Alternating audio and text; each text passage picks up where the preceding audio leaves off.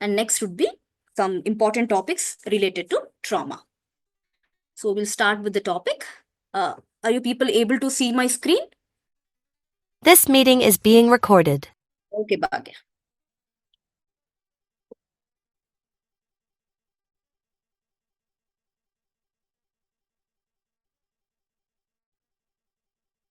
Okay. So the outline of today's topic would be introduction. What is the definition of difficult airway and the types of difficult airway? What are the challenges that we usually face in the tracheal intubation, especially in the ICU? How do you assess the airway in ICU patients? So what are the predicting factors in difficult intubation in ICU and special considerations during tracheal intubation in the ICU? What is intubation bundle, the different algorithms, and the intubation checklist? So airway management in the ICU is more challenging when you compare with that in the operating room. So why is it so difficult? Because the ICU patients have a compromised cardiorespiratory physiology. They have an increased risk of aspiration, and there is a presence of specific factors which are related to the environment, as well as if there is any presence of inadequately trained operators during that period of intubation in the ICU. So unlike in the OR, postponing of the airway management, it is not an option in critically ill patients because airway in such patients should be secured as early as possible. So the NAP4, the fourth National Audit Project report of the Royal College of Anesthesiologists as well as the Difficult Airway Society, they found that more than 60% of airway complications in the ICU, they will lead to death or brain damage. So coming to the definition of the difficult airway. So according to the American Society of Anesthesiologists, what is difficult airway?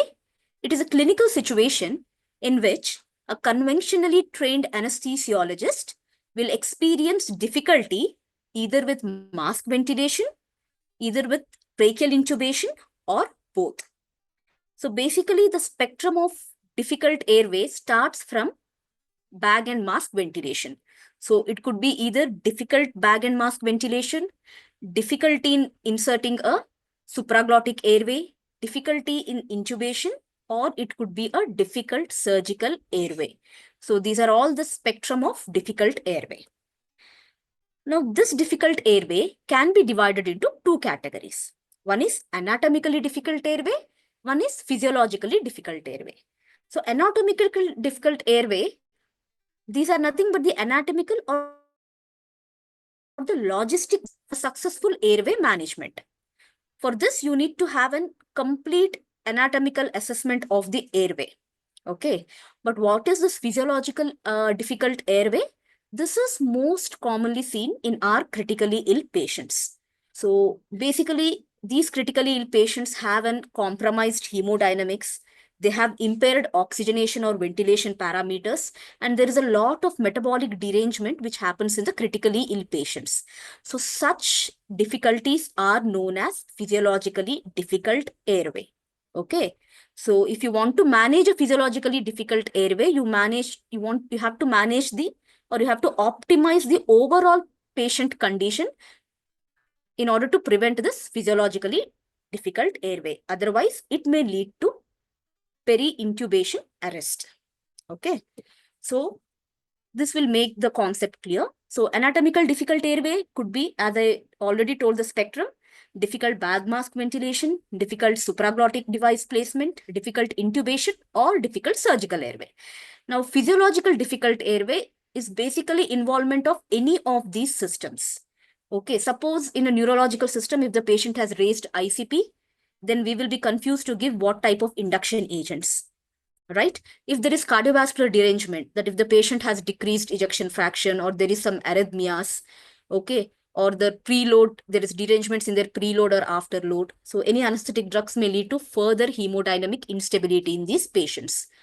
And if the patient has already the COPD patients or ARDS patients already experience hypoxemia and hypercarbia. So even a little delay in intubation or ventilation may lead to cardiac arrest. So like this, each system's derangements can affect our airway, right? So that is known as physiologically difficult airway. Similarly, some hepatic derangement like altered coagulopathy, right? It may cause increased chances of oral bleed or tracheal bleed, and renal derangements, especially hyperkalemia, where you will not be able to give scoline as a muscle relaxant, or if there is an abdominal compartment syndrome. And in severe sepsis, there could be a lot of contributing factors like lactic acidosis, or there could be a distributive shock or multi-organ dysfunction, where it becomes a physiologically difficult airway. And we can experience both together also, anatomical as well as physiologically difficult airway. Okay. Now, important is the challenges which we face during tracheal intubation in the ICU. So these challenges or factors can be divided into three types. One is ICU related factors, patient related factors, and operator related factors. So ICU related factors include infrastructure. Suppose if there is a lack of space around the patient, there is poor access to patient's head end, or there is poor lighting, or if there is no trained help available at that point of time, then that is a poor infrastructure. Or equipment. So there could not be availability of any fiber optic bronchoscopes or the supraglottic airways, or in video laryngoscopies in some of the ICUs. Okay, so that is one of the drawback. Now coming to the timing. So emergency intubations can happen at any time, especially when it happens at night where the senior help may not be available. Okay, so that is one of the challenge. So these are all ICU related factors. Coming to the patient related factors. So in ICU, is it able to assess the airway properly as we do in the preoperative period? No, it is very, very difficult. And in some situations, it is impossible. Okay, because of the lack of time or because the patient being uncooperative. Second, there is a risk of aspiration because ICU patients are also, or could be full stomach. We never know when is the emergency intubation, or there could be gastroparesis, which is associated with critical illness or sepsis. Okay. And challenging anatomy, especially this neurotrauma, trauma patients. Okay. There could be maxillofacial trauma, C-spine injury, airway injuries, or burns patient. Okay. So all this causes a challenging anatomy for the managing the airway in these patients. Or there could be insufficient pre-oxygenation because ICU patients usually have shunts, VQ mismatches, or reduced FRCs. And they have a rapid desaturation capabilities because their physiological reserves are very less. And they could be having, because of sepsis, there could be some hemodynamic instability. So in order to use a particular drug, it would become difficult for us. And the last thing is waking up the patient is not an option in an ICU. Now coming to the operator related factors, like the training, okay, that is very, very important.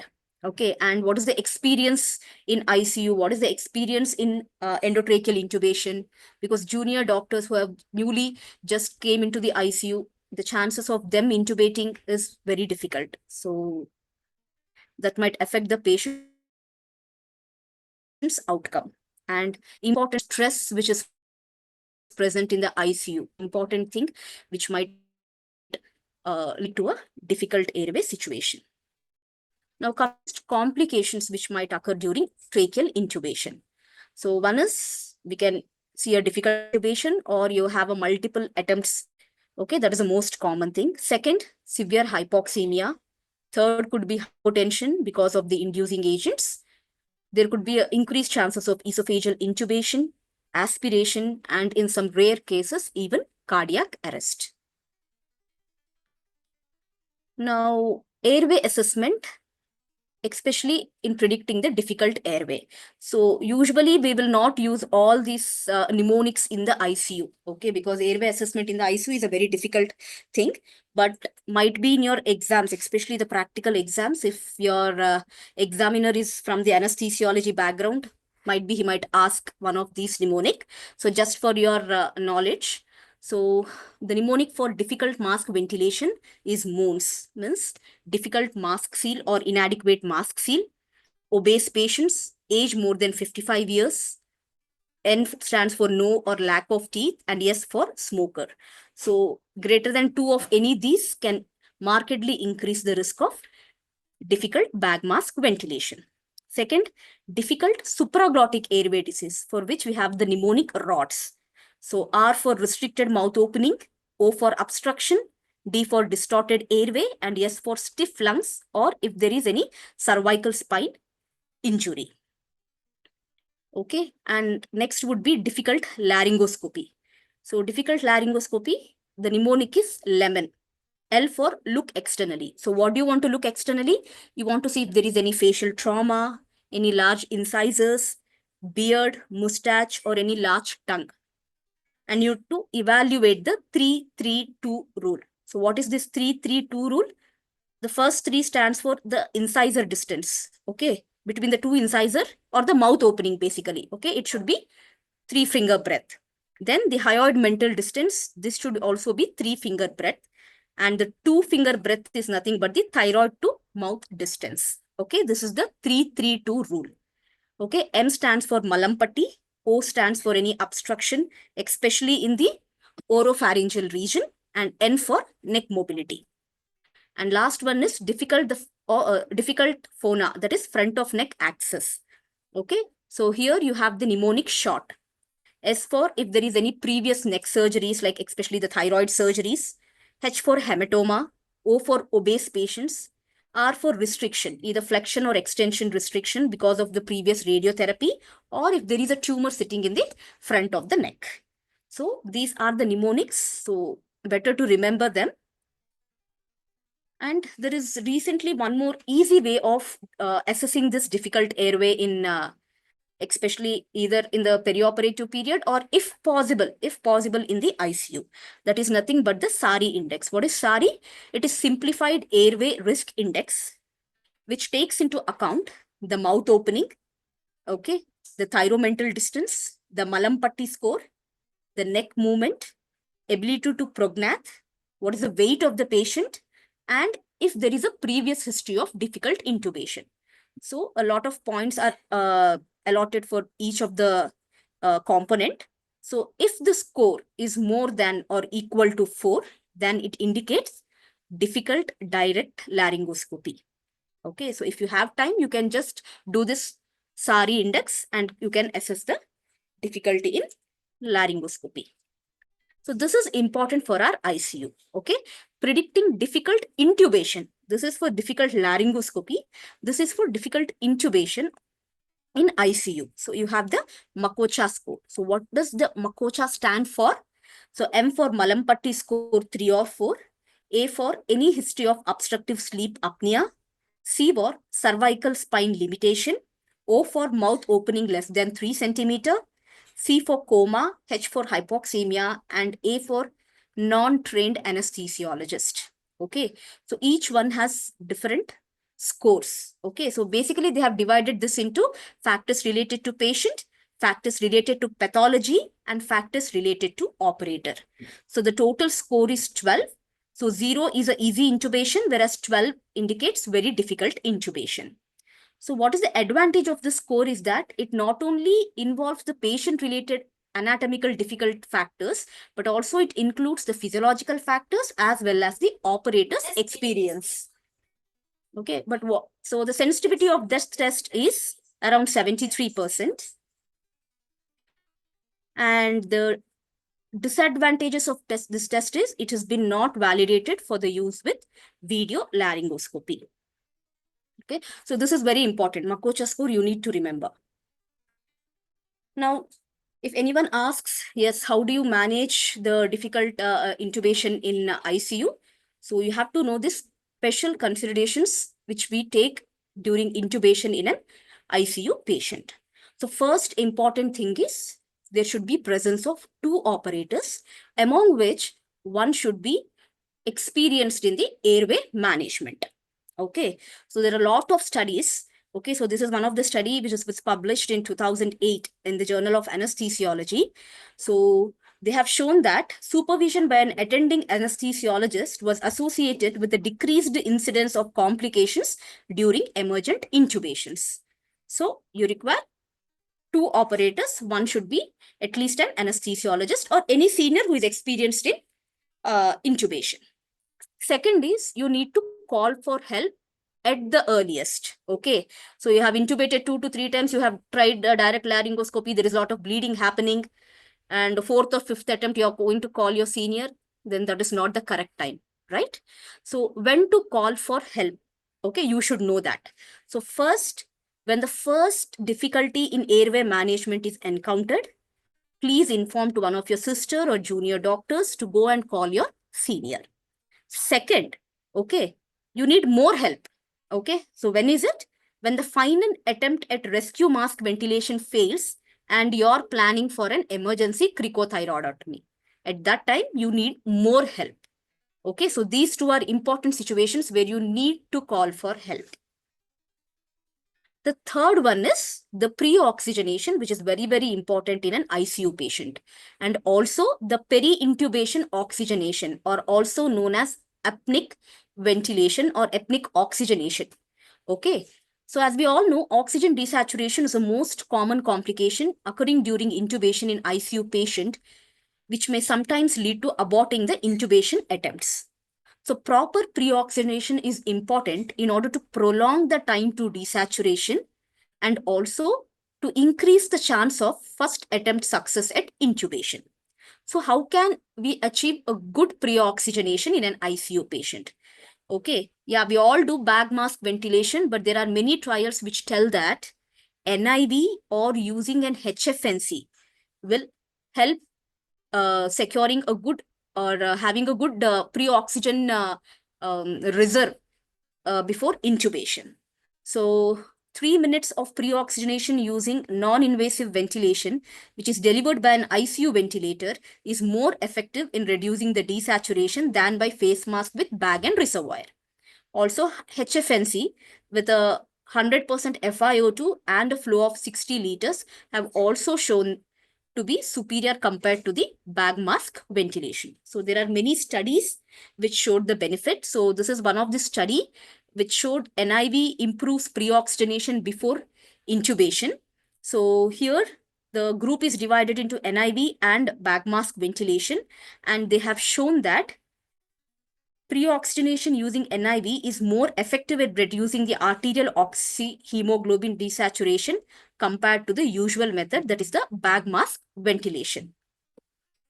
Now, this is the second one, HFNC in pre-oxygenation. Okay, so basically here the patients were randomized into HFNC group and the other has high flow face mask group. Okay, and they have seen the primary outcomes and secondary outcomes. So what was the primary outcome here? The lowest possible SpO2 during endotracheal intubation procedure.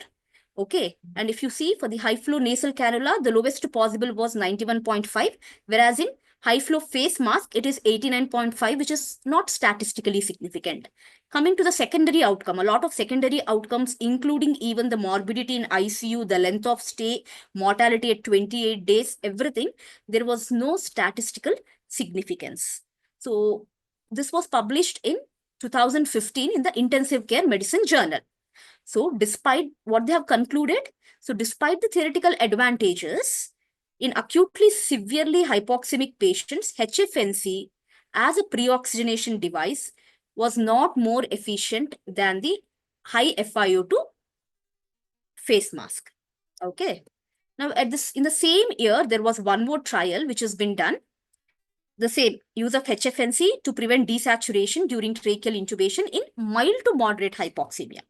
The previous one was in the severely hypoxemic patients. Here it is mild to moderate hypoxemic patients. So here they have used the NRBM mask and the HFNC in pre-oxygenation, and they have shown that HFNC have actually significantly improved the pre-oxygenation and reduced the prevalence of severe hypoxemia compared to NRBM. So it could actually improve the patient safety during intubation. So this was a positive trial, but it is better to use only in case of mild to moderate hypoxemia.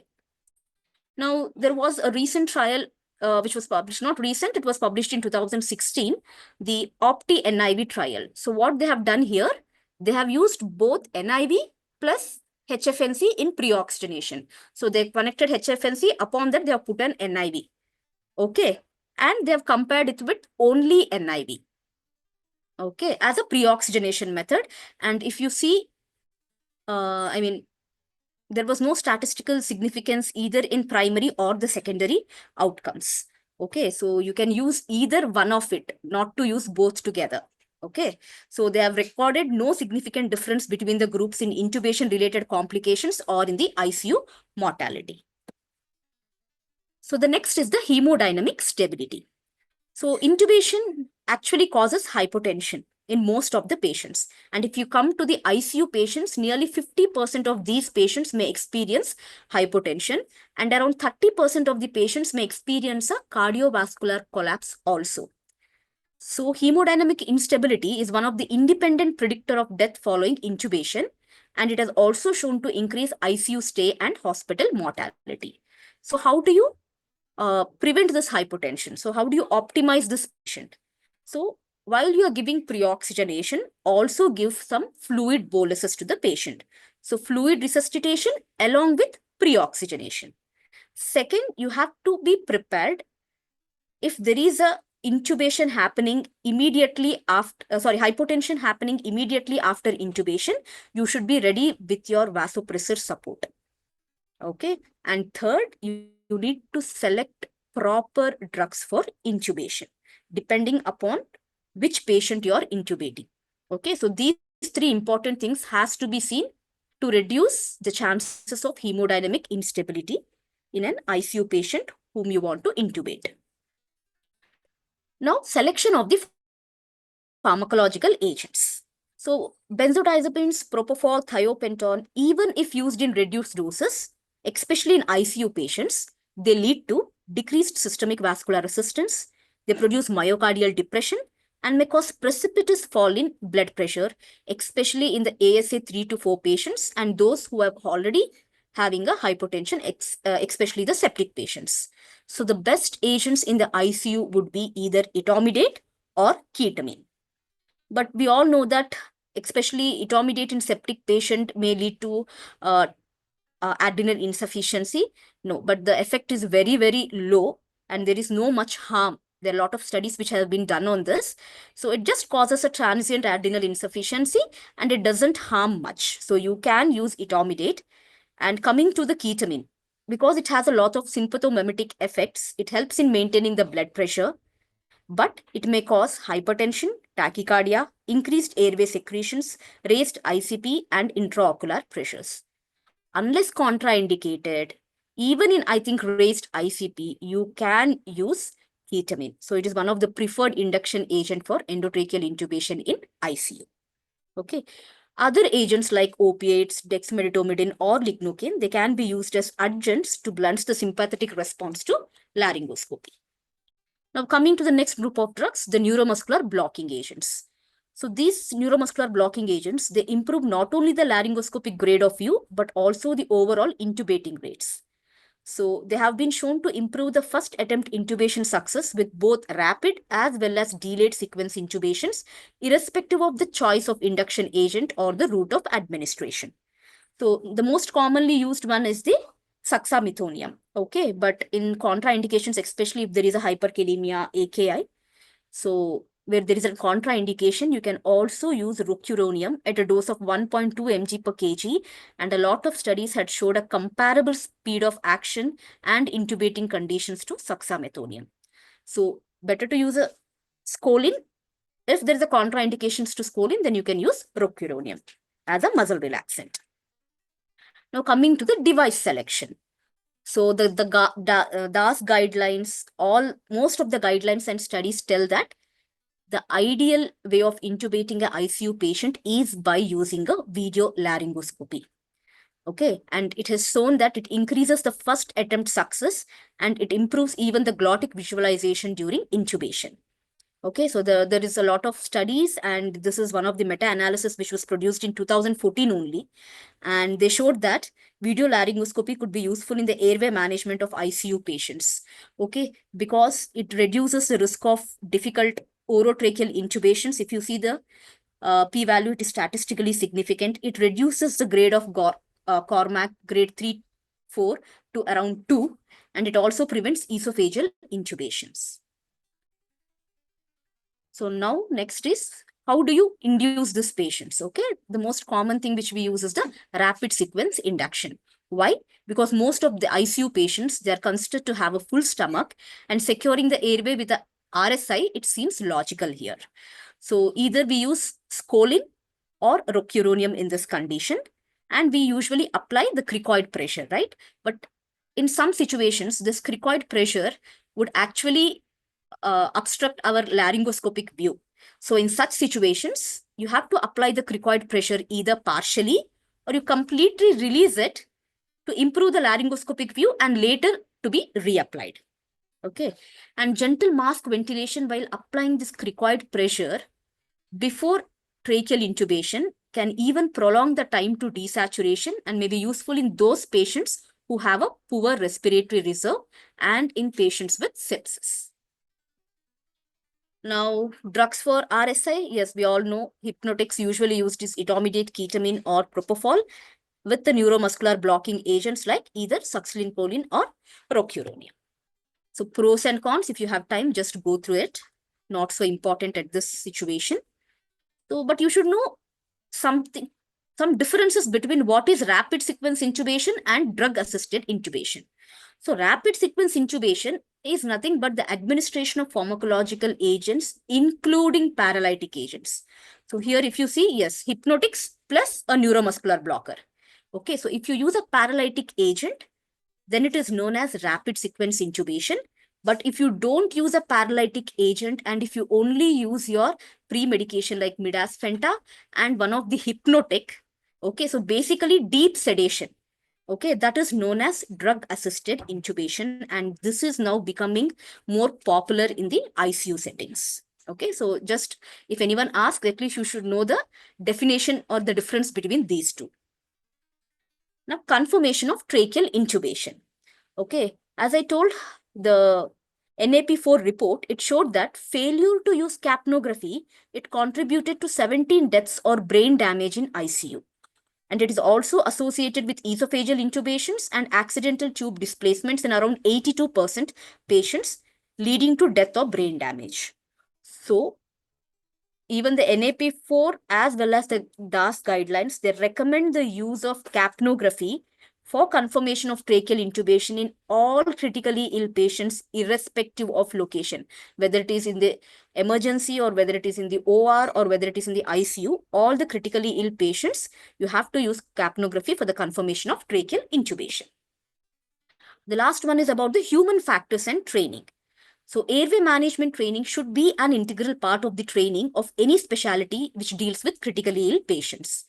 So use of simulation-based training will help enhance both technical as well as non-technical skills, and it improves the preparedness for highly stressful conditions.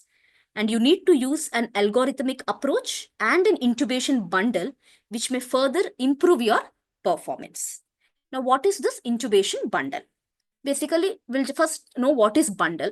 Bundles are nothing but a structured way of improving processes of patient care and outcomes using a small, straightforward set of evidence-based practices, which when performed collectively and reliably have shown improved patient outcomes. So we have lots of ICU bundles. Okay, VAB bundle, intubation bundle. So lots of bundles. They might ask any one of the bundle. So you need to read all the bundles which are present in the ICU. Okay, so the first intubation bundle was proposed by Jaber et al. In 2009, and that was known as Montpelier Intubation Protocol. So this intubation protocol has been divided as pre-intubation, during intubation, and post-intubation. So pre-intubation, the intubation bundle, what does they recommend? One, there is presence of two operators. Okay, so before intubating or giving induction agents, you have to have a loading dose of fluid bolus around 500 ml, or that time they were using even starch, so starch around 250 ml.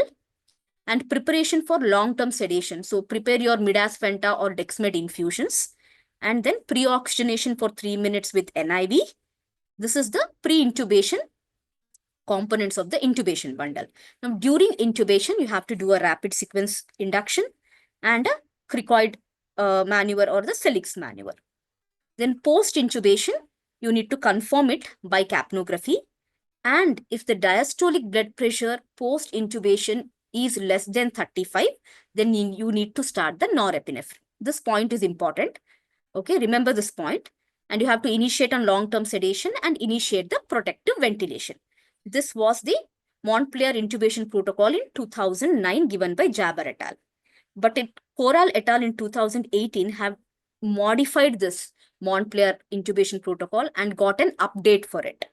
Okay, so what does the update tell? So pre-intubation, same, 2 operators, fluid loading with early introduction of vasopressors. So they tell you load the fluid, keep ready the NORAD. Okay, don't wait for post-intubation diastolic BP to fall to 45. Okay, or start with a low dose vasopressor. Okay, then prepare for long-term sedation, same.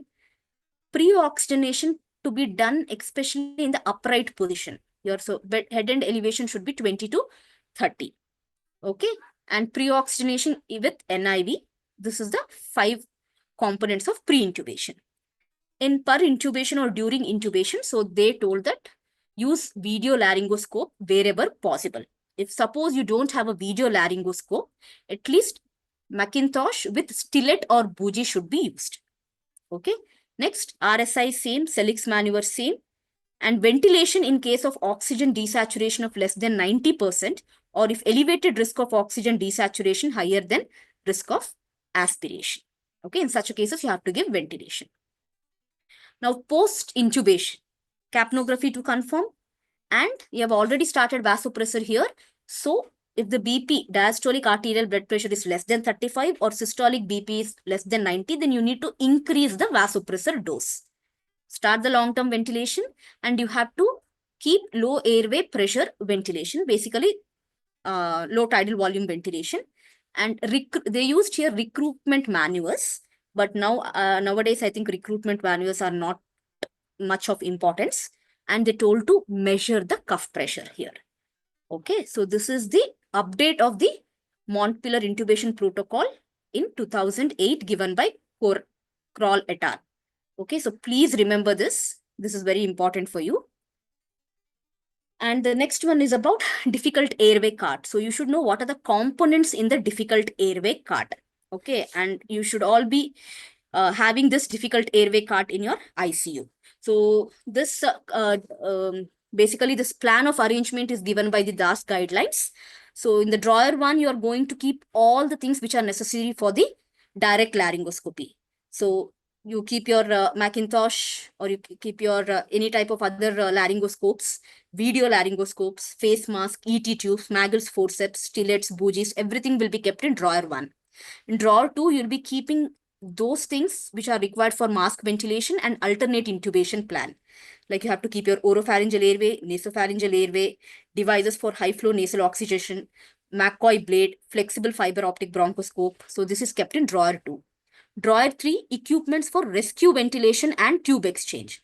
Okay, the supraglottic airways, preferably the 2nd generation. Then you have to keep your AMBU. You have to keep your airway exchangers or catheters and a NG tube. And in drawer 4, you need to keep the equipments for emergency cricothyroidotomy. Okay, in case of complete ventilation failure. So what do you keep? You keep a wide bore cannula, you keep a scalpel, you keep a bougie, you keep a 6 mm ET tube. Okay. So next, coming about the stepwise approach or the different algorithms which you need to follow during the difficult airway or difficult intubation in case of ICU. Okay. So we'll first go with the older things, the DAS guidelines 2016. They have given this difficult airway intubation guidelines. Okay. So first step is about the pre-oxygenation and induction of anesthesia. So as we all know, pre-oxygenation, it requires 2 persons. Okay, either you can do it either with an NIV or a HFNC support. You can induce with either etomidate or ketamine. And as a muscle relaxant, you can use succinylcholine if contraindicated rocuronium. Use cricoid pressure and give intermittent positive ventilation with either bag mask ventilation. Okay, so if your face mask ventilation becomes unsuccessful, then at a single attempt, you have to try to put the endotracheal tube. Okay, That is very important. So you're not able to, don't wait till you reach 100% or 95% of saturation. If you're feeling it is very difficult, just try to intubate this patient. Okay. So if your face mask ventilation is successful, then the next step would be laryngoscopy and tracheal intubation. What you need to remember is apneic ventilation is to be continued. So if you're using HFNC, you continue it throughout the procedure of intubation. Okay. And better to use a direct laryngoscopy, and maximum attempts which what a single person can try is 2 attempts. Okay. And if you're not able to intubate it, at least you have to optimize the position, use a stillet or bougie if required, or if you want to change the device, technique, or operator, you do it. But throughout the procedure, you have to maintain the depth of anesthesia. Okay. So if you're successful in doing the tracheal intubation, then you need to confirm it by the capnography. Suppose you are not able to put the endotracheal tube, then the next step is to insert a supraglottic airway, at least to maintain the oxygenation. Okay. Here also, in order to insert it, 2 attempts are the maximum. Okay. And if you are able to put it, the supraglottic airway, then you can do 2 things. One is either you can go with a percutaneous or surgical tracheostomy, or if you're using a second generation supraoptic device, then you can actually intubate through the supraglottic airway device. Okay, suppose you are not able to even insert the supraglottic, at least before calling some from here, from the laryngoscopy to the all for at any time. Okay, so suppose if you're waiting for the senior to come, you're not able to insert even the supraglottic airway device, then at least you do mask ventilation. That is very, very important. Okay, so if you're not able to do even the mask ventilation, then that situation is known as complete ventilation failure, where you need to call for additional help and you have to plan for emergency cricothyroidotomy. Okay. So if you are successful in emergency cricothyroidotomy, finally later you can convert it into tracheostomy. Okay. So this is the DAS 2016 guidelines. Now, in 2021, there is some change that has happened. So as I told, Makocha score. So the Makocha score in difficult airway has come, right? So there is some modification in this by using the Makocha score. So this algorithm is given by Jabber et al. And Driver et al. So here, yes, we require 2 operators, use a metal blade, if possible, a malleable stillet, and do a rapid sequence induction. So first is you have to assess the airway. Okay, so you calculate the Makocha score. So if you feel that the Makocha score is less than 3, then you can, it depends on the choice of the physician whether to use a direct laryngoscopy or a video laryngoscopy. But if the Makocha score is more than or equal to 3, don't go for direct laryngoscopy. Better do intubation with a video laryngoscopy. Okay. Suppose you are not able to do either with direct or a video laryngoscopy, that is known as intubation failure, then do mask ventilation.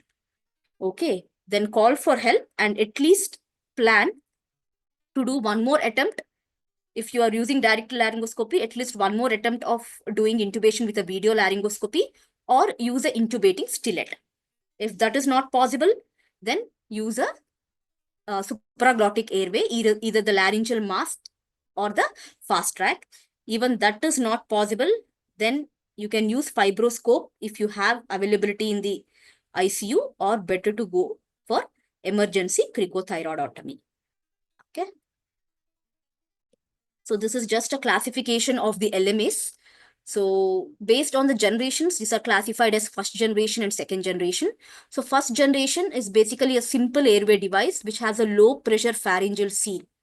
So because of the low pressure pharyngeal seal, it may or may not protect from aspiration, and it has no specific design to lessen the risk. So examples for this are the classical LMA, the flexible LMA, the laryngeal tube, or the Cobra. The second generation LMAs, they are actually designed specifically for the safety reasons. So they are made up of high pressure pharyngeal seal. So the risk of aspiration is decreased, and they may be more efficacious in ventilation also. Example for this is the supreme LMA, the laryngeal tube suction 2, IGL, and the sleeper. Now, based on the sealing mechanism, they are divided into cuffed perilaryngeal sealers, cuffed pharyngeal sealers, and the cuffless pre-shaped sealers. In the cuffless pre-shaped sealers, the most common example is our IGL. Okay. And the last classification is based on the number of lumens. So the single lumen devices where only it is used for ventilation, it is known as single lumen devices. Okay. Double lumen devices are those for ventilation as well as for uh, uh, uh, what is it? Intubation. And triple lumen is additionally you have a gastric port in order to prevent aspiration. Okay. So these are the group of a lot of different supraglottic airway devices. Important one is which you have to keep in your ICUR. One is the intubating laryngeal mask LMA, IGEL, and the last one is the ProSeal LMA. Now, these are some of the recommendations which we have already discussed. So positioning, better would be a ramped up positioning with a sniffing position. So ramped plus sniffing would be a better option. Pre-oxygenation, as I told, apneic ventilation is very, very important. So please give either NIV, pre-oxygenation, or HFNC. Hemodynamics should be maintained pre-intubation, and laryngoscopy, better to use a video laryngoscope. Okay.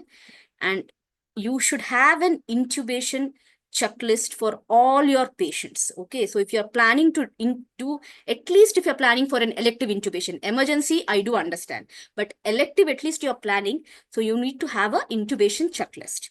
So you need to prepare the patient. So see for the venous access, positioning of the patient is important. You have to assess the airway, proper pre-oxygenation. You have to optimize the hemodynamics, assure gastric emptying, and use of Scolin, and prepare the equipments. What are the equipment for that particular patient you require? So keep everything ready, even including the drugs.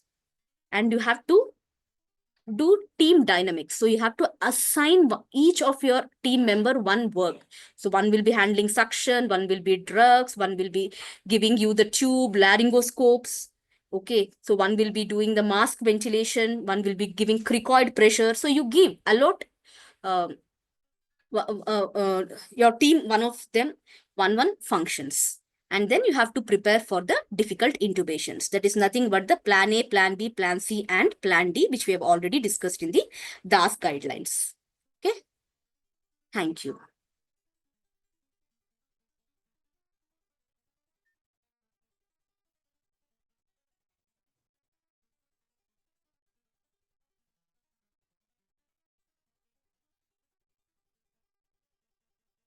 So next, Darshan would be taking the trauma.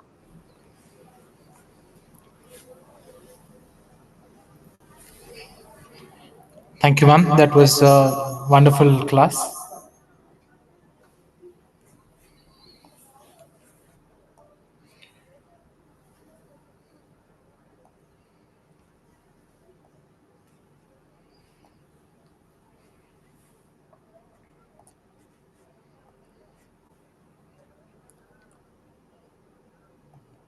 Is my screen visible?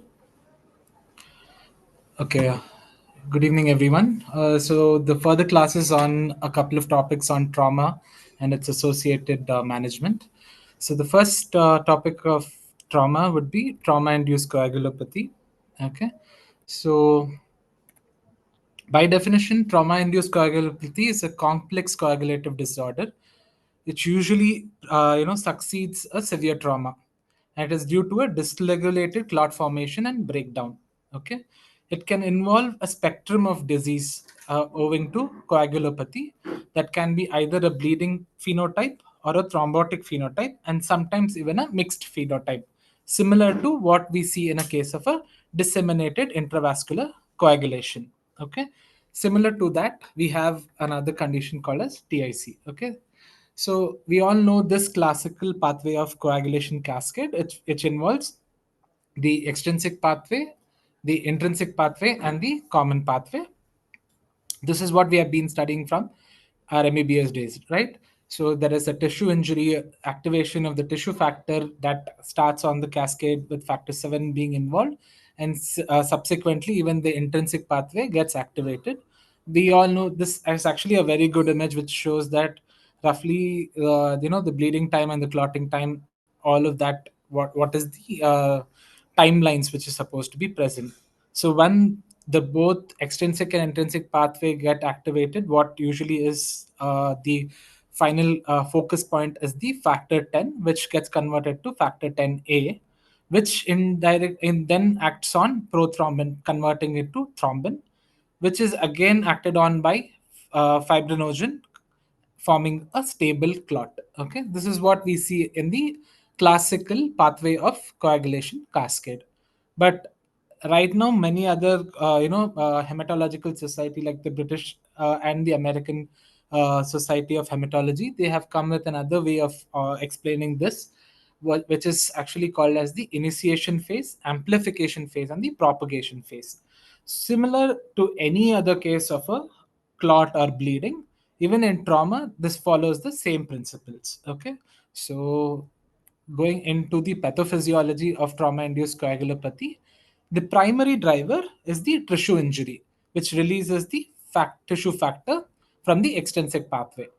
Because there is presence of shock and hypoperfusion, usually this would be compounded by the occurrence of hypothermia, acidosis, with the depletion of coagulation factors. Because in trauma, unlike any other event, the amount of tissue injury would be very high.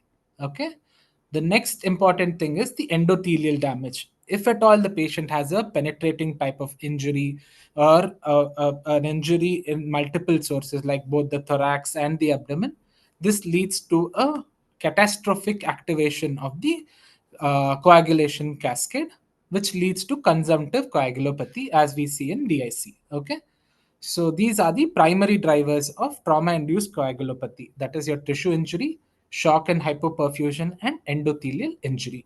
The mechanisms which happen is hyperfibrinolysis, because as we all know, once the prothrombin converts to thrombin in the presence of factor 10A, the fibrinogen has to get act there, and it should convert to fibrin.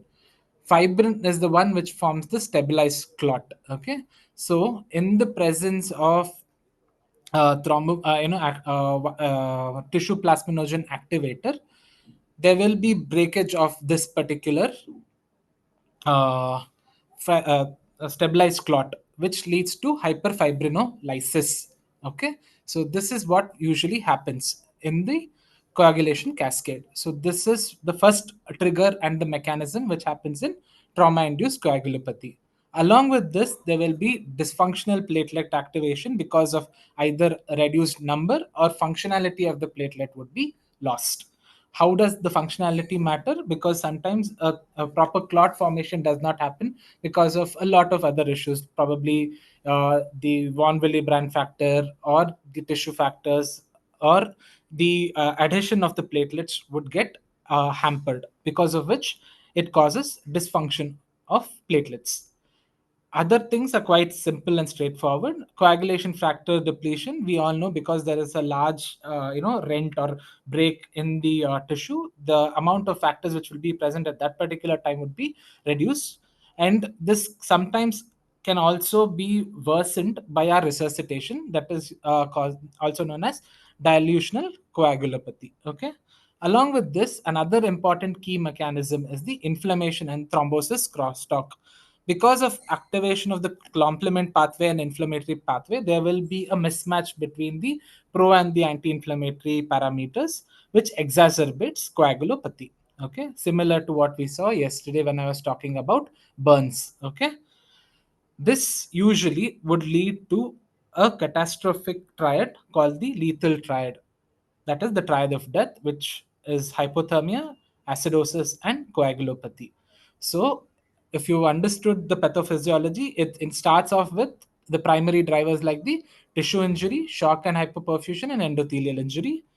This usually causes hyperfibrinolysis, dysfunctional platelet activation, coagulation factor depletion, and imbalance in the inflammatory and the anti-inflammatory parameters, which boils down to the triad of death, that is hypothermia, acidosis, and coagulopathy.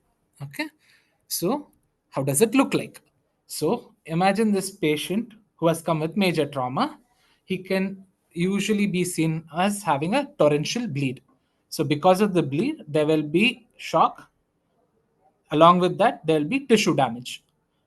Because of the shock, it usually puts the patient in a higher state or risk of development of acidosis. Because there is low circulating volume, we would have resuscitated this patient with some crystalloids or blood, and one of the cooler fluid. We wouldn't thought of having a pre-warmed fluid at that time, right? So that would lead to hypothermia. Along with this, if there is a major brain damage, the pathways which are present at that time would not think about conserving. Okay, similar to what we see in the ebb phase of the burns shock. Okay, so that is what usually happens. So because of this, you have already two things of the lethal triad present. Correct, that is shock. Shock causes hypothermia and acidosis. Resuscitative maneuvers further worsens the coagulopathy, adding to the third lethal triad of death. That is your coagulopathy. Okay, so all of this in together worsens the hypocoagulation. Okay, because of bleeding, there'll be a lot of consumption of clotting factors that also leads to hypocoagulation. Now, coming to tissue damage, because there is tissue damage and shock, what happens is the body goes into a defensive mode at that time. Because of the activation of the inherent homeostatic mechanism, the neurohumoral system gets activated, which causes increase in catecholamines, and it sets in a process of inflammation. Because of these issues, there will be platelet dysfunction, that is due to endotheliopathy secondary to the activation of catecholamines. And because of inflammation, there will be hyperfibrinolysis. The best thing to understand hyperfibrinolysis is something like increased production of anti-clot forming agents like tissue plasminogen activator and activated protein C. Okay, so this in total worsens the coagulopathy, which is seen in trauma, and that is what is called as trauma-induced coagulopathy. I hope it is clear. Okay, so you have a patient with the bleed, shock will be present. Because of shock, you have the lethal triad of death on one side itself that can be precipitated or worsened by our resuscitative methods as well. That leads to hypocoagulation. Because of bleeding and tissue damage, there will be neurohumoral activation leading to platelet dysfunction, as well as endothelial dysfunction leading to hyperfibrinolysis. Together, hypocoagulation, platelet dysfunction, and hyperfibrinolysis leads to trauma-induced coagulopathy. Okay. So, coming to pathogenesis, I've told you in detail. So, if someone has a trouble remembering that, remember it like this. There is acute traumatic coagulopathy because of activated protein C, that is your endotheliopathy, neurohumoral activation, and that causes platelet dysfunction. Because of our resuscitative efforts, we have dilutional thrombocytopenia, metabolic acidosis, interstitial edema, and hypothermia. The detrimental factors in that particular patient, be it age, gender, or pre-medications if the patient is already on a anticoagulant or an antiplatelet, and genetic predisposition, and patients with TBI are usually prone to the occurrence of trauma-induced coagulopathy. I hope it's clear till here. So I've already briefed you. Quick looking at. So few of you might be thinking as to how coagulopathy would happen. Right here, I was mentioning to you guys about endotheliopathy and platelet dysfunction. How can that happen? How can it cause trauma-induced coagulopathy? How can it worsen bleeding? So this is a very beautiful image which helps you understand. So usually, whenever there is a bleed, there should be a vascular breach leading to the vascular response. That is, it causes the breakage or it exposes the subendothelial apparatus that causes the movement of the platelets towards the site of injury, later on activating the coagulation cascade as in progress, and that would form a stable clot.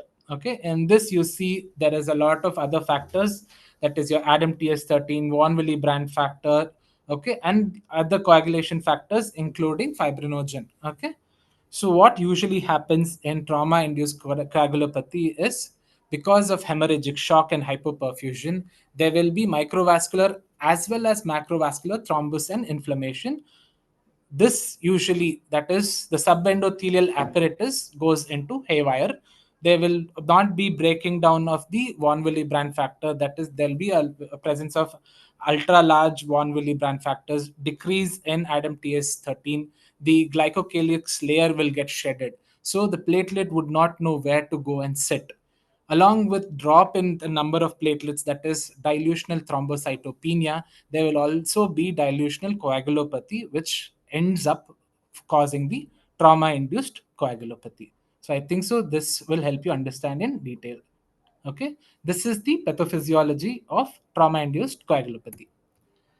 So it is a complex interplay, okay, of coagulation, inflammation, and cellular dysfunction. Okay, the prominent role of inflammation and endothelial activation and dysfunction is what you need to take home. Okay, remember that the procoagulant anticoagulant mismatch would be present. So there is no standard definition as such for trauma-induced coagulopathy, but majorly it is divided into two types. That is your early trauma-induced coagulopathy, which occurs less than 6 hours, and late trauma-induced coagulopathy, which occurs between 6 to 24 hours. The early trauma-induced coagulopathy is usually of the bleeding variant, whereas the late trauma-induced coagulopathy is the clotting type.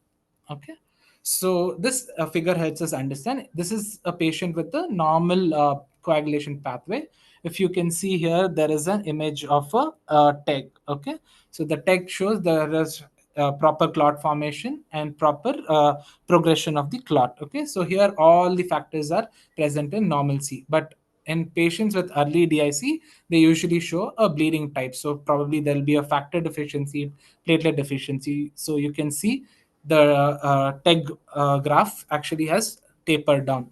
If you can see late type, that is usually hyperfibrinolysis type of a picture. Sorry, I'm extremely sorry. In early TIC, you usually have the hyperfibrinolytic pathway, whereas the late TIC, you have the clotting type. Okay, here what happens is the clot would be formed, whereas the excessive clot which is formed would not be broken down, and that causes widespread thrombotic events. Okay, so the uh, hyperfibrinolysis type of picture usually happens in the early TIC. That usually causes bleeding, worsening bleeding. Okay, coming to how to diagnose a patient with trauma-induced coagulopathy. The clinical presentation, usually uncontrolled bleeding despite adequate hemostasis, should give us a heads up that this patient can develop trauma-induced coagulopathy. If there is a presence of shock and hypothermia with an end organ damage, probably the patient will develop trauma-induced coagulopathy. The routine investigations is your conventional laboratory investigations like PTA, PTT, INR, and fibrinogen. If you have point of care testing, that would be really good. Either a TEG or a ROTEM would help you understand the type of trauma-induced coagulopathy. Other indirect markers like your D dimers can help you understand whether the patient is in an active state of coagulopathy. Along with all of this, there will be other indicators of hyperperfusion like your base deficit, lactates, etc., which can help you understand the level or the severity of shock. Always remember these patients who are in a state of shock due to hemorrhage, they would be resuscitated with fluids, they would be resuscitated with blood products, because of which they would like usually end up in a state of hypocalcemia. Either it is one of the fluid shifts or majorly the blood product containing citrate can cause this. Okay, so this is some other adjunctive testing that would be usually necessary when you are evaluating a patient with a suspicion of trauma induced coagulopathy. So workup was done. So you have done along with all of the specific blood tests like your coagulation parameters and routine blood tests like your complete hemogram, renal functions, liver functions should be necessary. There have been large studies which have done to check whether a TEG and a ROTEM is necessary always for managing a patient with coagulopathy, but there is no such evidence which is found. It was found that using your routine laboratory parameters would be sufficient enough. That is one of the reasons that there is no wide guideline telling that there is always a necessity to use your point of care devices for a patient with coagulopathy. Okay, that is your IACTIC study. So coming to the difference in features, early TIC and late TIC. So usually early TIC is defined by the increase in the PT and INR. I told you there will be the viscoelastic test will show poor clot strength and lysis. That is your hyperfibrinolysis will happen in early TIC. Coming to late TIC, it will be a shock predominant type of trauma-induced coagulopathy, and the patient, even though there is shock, will have a thrombotic picture. Usually, whenever the patient ends up in this state, it's better to always discuss such cases, with the hematologist.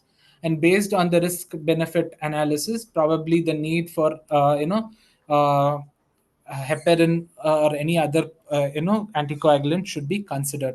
If there is an ongoing bleed, definitely no.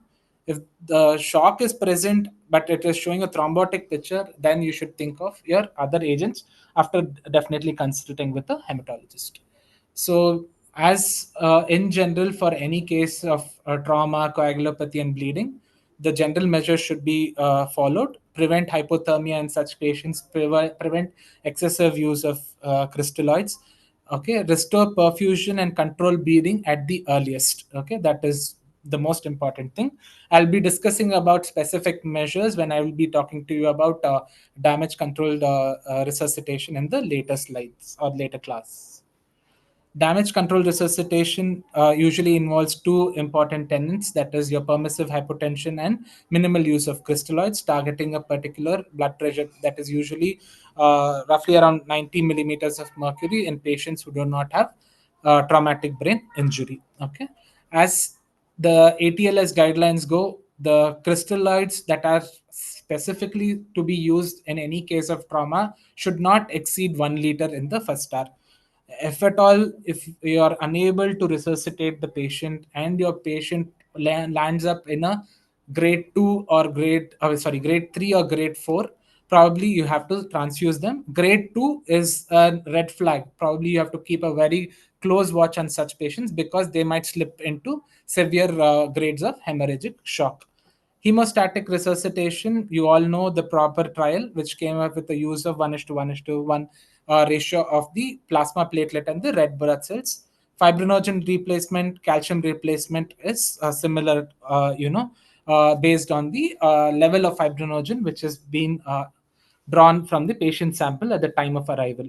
Calcium correction, usually whenever you give 4 to 5 bags of blood product, be it RBCs, platelets, or FFPs, it's said that you need to replace calcium. The target would be an ionized calcium level of usually more than 1 millimole per liter. Okay, I will be discussing about specific targets in the session on massive transfusion protocol. Okay. Antifibrinolytics in trauma, there are a lot of trials which have come in. So there is definitely role for tranexamic acid, especially in early TIC. I told you, no, there will be a hyperfibrinolytic pathway. In that pathway, when you have the use of tranexamic acid, which blocks the activity of the tissue plasminogen activator, there has been good results, especially the crash 2 and trial has given you, and the matters trial also. Okay, so the best thing would be to initiate these patients as early as possible. Best results have been seen when given less than 3 hours of time. The first dose is 1 gram stat over 10 minutes, followed by 1 gram IV infusion over 8 hours. Okay. Always remember to correct acidosis and hypothermia. Need not give bicarb always. If you feel that the shock is present and the acidosis is worsening, only to buy time, probably you can do so. Otherwise, resuscitation with fluids and blood products should help you correct acidosis in such patients. Hypothermia usually happens because of blood loss, failure of the body's homeostasis to maintain temperature, and the resuscitative fluids. So we have to keep a close watch on such things to minimize the occurrence of hypothermia. point of care device, I told you IACTIC study didn't give us any larger data or guidelines based management. But if you have it, please use it for understanding. Don't use TEG or ROTEM if you have a lab which gives you your results earlier. Okay.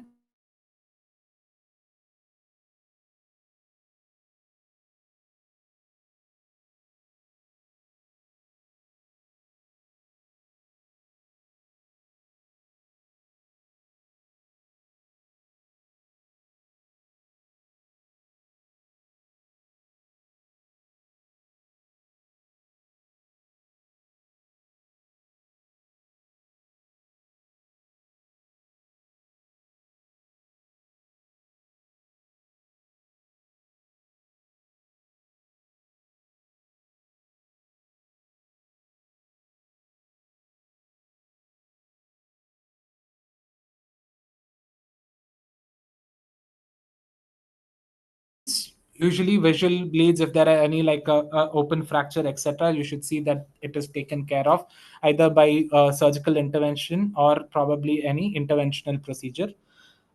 Look at the systemic signs, like this, your vitals should be stabilized, the hemodynamics should be optimized. Better to get a systolic blood pressure of more than 90 millimeters of mercury and a heart rate of less than 100 beats per minute. Organ perfusion, any of the three windows, your sensorium should be good, your urine output should be good, and peripheral perfusion to your organs like your capillary refill time, etc., should be improving. Okay, so these are the things that you can use as a rough estimate to understand the restoration of hemodynamic stability. Resolution of shock, as I've already told you, the improvement in mental status and peripheral perfusion is one of the earlier things that you see in resolution. Along with that, you will see your blood gases like your lactate levels and base deficit would start getting normalized. Biochemical, I've already discussed earlier, that is your lactate clearance and your base deficit. And acidosis also, in the meanwhile, would start getting better. Along with that, you have to optimize your other targets. Is usually patients with trauma-induced coagulopathy would be requiring some amount of ventilation. If just oxygen, if it's a smaller type of an injury. If it is a severe injury, probably they might even be on mechanical ventilation. So at that particular time, your oxygen targets should be roughly over 60 millimeters of mercury with a saturation of more than 94%. So hemoglobin roughly more than 7 grams per deciliter for most of the trauma patient is the cutoff. In traumatic brain injury with cardiovascular comorbidities, roughly a higher target of between 8 to 10 is what is recommended as the transfusion endpoint or the transfusion trigger. If at all it drops below that, probably better to give them, because these patients are at a higher risk for developing cardiovascular events. Fibrinogen, roughly around 1.5 to 2 grams per liter is the target. Usually you can use your ROTEM, that is your FIBTEM should show a maximum clot firmness of more than 8 to 10 millimeters. Okay, this I've already discussed to you when I've spoken to you about the ROTEM parameters, if at all it is present. If you don't have ROTEM, don't break your head. A fibrinogen level of more than 1.5 should be sufficient enough. Thrombocytopenia, more than 50,000, don't do anything. More than 1 lakh is usually what is supposed to be the target for traumatic brain injury. Okay, so less than 50,000 in any patient of trauma, reserve your platelet count, keep a very close monitoring. Probably a 6 hour or a 4 hour platelet monitor would be good enough. If it goes beyond below that, you might have to transfuse. Okay. So PT-INR is supposed to be maintained less than 1.5, that is your INR, and PT roughly less than 13 seconds. Your ionized calcium, I've already told you, it should be more than 1 millimoles per liter. Thank you.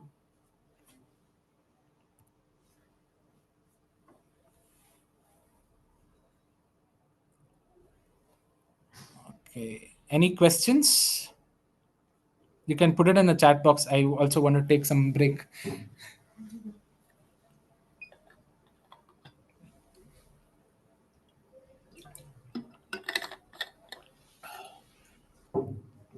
Okay. It's going to be more or less the same thing that I'll be repeating in the next two talks as well. It will overlap because they're all in the same thing. Okay. So it will be just like a revision for most of you. Okay. Coming to the next topic, that is your massive transfusion protocol. Firstly, whenever we talk about massive transfusion protocol, we need to know where do we do massive transfusion protocol, correct? So hemorrhagic shock is one of the most important places where we do it, be it a case of trauma, obstetric hemorrhage, or post-operative cases, correct? So these are the places which we anticipate the occurrence of major bleeding due to hemorrhage. Okay, so hemorrhagic shock is defined as a life-threatening condition resulting from significant blood loss leading to inadequate tissue perfusion and oxygenation. It is characterized by hypovolemia, reduced cardiac output, and cellular hypoxia, ultimately leading to an organ dysfunction, potentially leading to death if left unchecked or untreated. Okay, so the key features of hemorrhagic shock are the pathophysiology, which happens is there will be hypovolemia because there is decreased circulating volume. That leads to hypotension. Worsening hypotension reduces the volume, that is your preload, that can worsen the cardiac function, leading to decrease in cardiac output.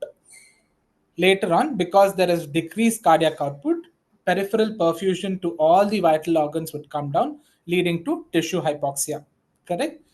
Worst case scenario, the cells would get affected at a molecular level. Later on, the by and large thing is whenever you draw a sample of blood, it will show the occurrence of metabolic acidosis. So, whenever you have a large bleed, the physiological response will always be present. Okay, how does it compensate? That will be by increasing the heart rate to maintain the cardiac output, vasoconstriction to maintain both the afterload as well as the preload, and activation of your renin angiotensin aldosterone pathway. Okay, so usually our body has a very beautiful system to check all of this. But if you have a large hemorrhage and these compensatory mechanisms are lost, then it will set in a cascading phenomenon leading to worsening of clinical state, ultimately leading to death. Okay, so how do we classify hemorrhagic shock? The American Trauma Society has a beautiful classification which is mandatory for all of you to know. This is something that you cannot go to your practical exams or even your theory exams without knowing. Okay, so based on blood loss, what they define it as class 1, that is mild, that is usually less than 15% of the total blood volume lost, roughly between 750 ml to 800 ml in a patient of 70 kgs weight. Usually, the body can tolerate such blood losses and there will be minimal or no clinical signs. In class 2, it is called as moderate shock. In such cases of hemorrhagic shock, there will be roughly blood loss between 15 to 30%. That is, there will be a blood loss in volume parameters between 750 to 1.5 liters. Usually, at this stage, the patient develops clinical signs like tachycardia, decrease in pulse pressure, and anxiety. That is, your CNS also gets involved. Okay. In class 3, you'll see a severe type of shock, that is your hemorrhagic shock, because there will be blood loss between 30 to 40%. That is 1.5 to 2 liters of blood would be lost. Patient would develop shock. So class 3 is the place where you develop shock. Okay, tachycardia would be worsening. There will be signs of hypoperfusion like oliguria and altered mental status present. Okay. In class 4, it's a severe life threatening type of shock. It's profound blood loss, usually of more than 40%, more than 2 liters in volume parameters. Because of this, there will be a large drop in blood pressure, that is profound hypotension, altered consciousness. In worst case scenarios, the patient can have a cardiovascular collapse and go into a state of cardiac arrest. So the clinical hallmarks I've already mentioned: hypotension, tachycardia, narrow pulse pressure, signs of hypoperfusion, and metabolic indicators like in your ABG you see a lactate of more than 2, like in case of septic shock as well, and a base deficit also would go up. So this is something that you need to remember along with your blood, loss parameters. So by and large, remember this is the American College of Surgeons, okay, and the American Trauma Society, which has also been endorsed by the ATLS classification of hemorrhagic shock, usually contains parameters like approximate blood volume. Okay, so You need to know it's 15, 15 to 30, okay, 31 to 40, and more than 40. This is something that they usually ask you in your practicals as well. Another important parameter they will ask is when does the pulse pressure drop, in which classification of, I mean, which class of hemorrhagic shock. And the next important thing they would ask is when do you trigger for massive transfusion. So usually massive transfusion is triggered when the hemorrhagic shock is in class 4. Okay, so 3, you should tell the blood bank to be ready. And when the shock worsens to class 4, initiate your massive transfusion protocol. Okay, this is something that you guys have to know. Another thing is resuscitative parameters like your base deficit. You can use this as one of the yardsticks. If you have a patient with class 2 hemorrhagic shock, if you have resuscitated them with a 1 liter of crystalloid, if you see that the heart rate becomes normal, like there will be a 20% drop in heart rate, there is an improvement in blood pressure with the pulse pressure becoming normal, and there is no change in sensorium, and there is good urine output, probably all of this along with your ABG gives you an understanding that your resuscitation is good and this patient is a fluid responder. Okay, but if the patient doesn't do so, they can slip to class 3. If not checked, they can go to class 4. Okay, so this is a major understanding of hemorrhagic shock. Okay, so based on this understanding, there was another classification which was recently published in the Journal of Clinical Medicine. Okay, they classified it under 5 stages. Stage 1 is a mild or a stable type of a hemorrhagic shock. Okay, so patient's hemodynamics can be balanced by the compensatory mechanisms of the body, and no external supplementation would be necessary. Probably it's a very mild blood loss. If the patient goes into stage 2, usually some mild fluid challenges would be sufficient to stabilize the patient, and that's the reason they come under stabilized type of a hemorrhagic shock. Okay, so stage 3 is usually patient developing a hypotensive shock. They will require multiple fluid challenges, and despite those fluid challenges, they would be a transient responder. Okay, so these are patients who can worsen and go to stage 4 of, or class 4 of hemorrhagic shock, or stage 4 in the current classification, with a blood loss of usually more than 40%. If not checked in any of this, and if there is a large bleeder which is present, the patient can exsanguinate and develop cardiac arrest. Okay, so this is by and large about hemorrhagic shock. This is the classic classification which was released in NEGM way back, I think so, in 2013 or 2011. Okay, so please mug up this slide. Okay, this is something that you have to know. This slide gives you both the classifications. I did this on purpose. You remember the blood loss parameters have to be remembered. The vitals parameters, that is your heart rate and blood pressure, should be remembered. If you forget pulse pressure, also they might let go, but you have to remember these two. Along with this, mental status changes. Usually the patient becomes anxious in stage 2 or restless. Okay, but confusion and drop in sensorium usually happens in stage 3 and stage 4. Okay, so whenever patient becomes anxious and confused and the patient is in shock, probably better to secure the airway. One of your things is secure, and then go about resuscitating these patients. Okay, so that will be in just about your hemorrhagic shock management. With this background, I will come to massive transfusion protocol. So this is something like a protocol which is different in different institutes. Okay, so this is a thing which does not have a universally accepted definition. Okay, that's majorly because it depends on your local infrastructure and whatever protocols that have been present. Okay, so that is one of the reasons it is not universally defined. Based on the infrastructure and availability, you have to modify the transfusion protocol. Having said that, it doesn't mean that we inadvertently do whatever we feel like, because there have been multiple trials which have shown that a protocolized management of hemorrhagic shock has better outcomes as compared to inadvertent or over usage of one type of a fluid, be it crystalloid, colloid, or blood. That has not shown any major mortality benefits. So, massive transfusion protocol is nothing but a standardized, systematic approach to rapidly and efficiently replace blood and one of the blood products in patients with a life threatening hemorrhage.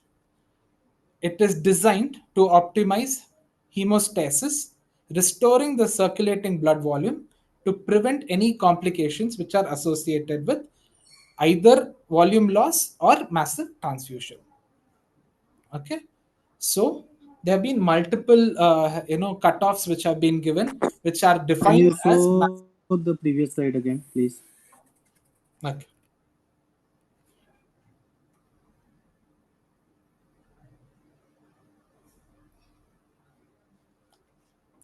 Okay. Continue, sir. Okay. So it's nothing but a systematic standardized approach. That is what is massive transfusion protocol. That if you write that word, it's more than enough. It's majorly aimed at optimizing hemostasis. That is your prevention of continuity in bleeding. Correct? You have to arrest the bleeding and restoring the circulating volume. Okay, in a very systematic fashion. If you do it in such way, you will prevent complications either because of blood loss or because of excessive transfusion. Okay, so what are the usual criterias for massive defining massive transfusion? That is replacement of more than or equal to 10 units of black red blood cells within a span of 24 hours, transfusion of more than or equal to 4 units of PRBCs within 1 hour of ongoing hemorrhage, which is either anticipated or which is ongoing. Okay, replacement of more than 50% of total blood volume within 3 hours. Okay, so these are one of this is another important slide that you need to remember. Okay, this is something they will ask you if you are coming to Viva. You have to mutter it out like a parrot. You have to tell these three things. They'll expect you to tell this: replacement of more than or equal to 10 units of PRBCs within 24 hours, transfusion of more than 4 units of PRBCs in 1 hour, or replacement of more than 50% of total blood volume in 3 hours. Okay, this is one of the major reasons why there is no universal definition. Okay, is this correct? Is this foolproof? No.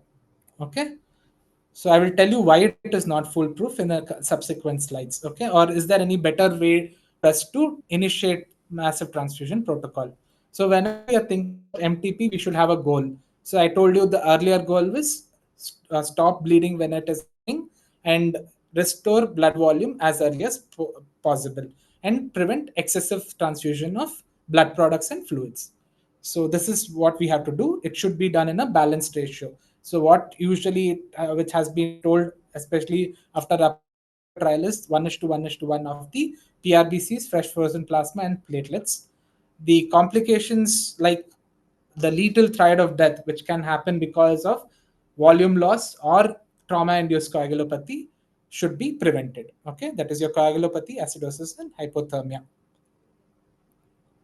What usually they say is the goal of MTP usually majorly leans on one parameter. That is your coagulopathy. They say that inadvertent resuscitation worsens coagulopathy. That usually is the only correctable arm which is most probably in our hands as compared to hypothermia and acidosis, because these two things are more or less the body's homeostasis has to take care. Even though you can give external warming, blankets, etc., and you can give bicarb to correct acidosis, that would be just like a band-aid on the wound above, but not addressing the core problem. Coagulopathy is something that we can understand and treat accurately. So this is what they wanted to do when they were thinking about massive transfusion protocol. Okay, what is diamond of death? One of you can unmute and tell. Sorry. Very good, very good. Hypocalcemia. This is again caused by us only. Okay, hypocalcemia. Okay, usually because we give a lot of, so transfusion again, what's one more thing which we were thinking, like it just causes dilution, consumption, coagulopathy, etc., but we also forgot hypocalcemia, which usually goes missed. Okay, unless you have a very good ICU setup, you have people like yourselves round the clock checking on the patients, this would usually be unchecked. So there will be a surgeon coming in, giving orders for transfusion, walking out. There'll be someone else coming in, giving orders for fluids, going out. If you're not checking these things, usually this diamond would set in. Inadvertent fluid therapy leads to hypothermia. Inadvertent transfusion leads to coagulopathy and hypocalcemia.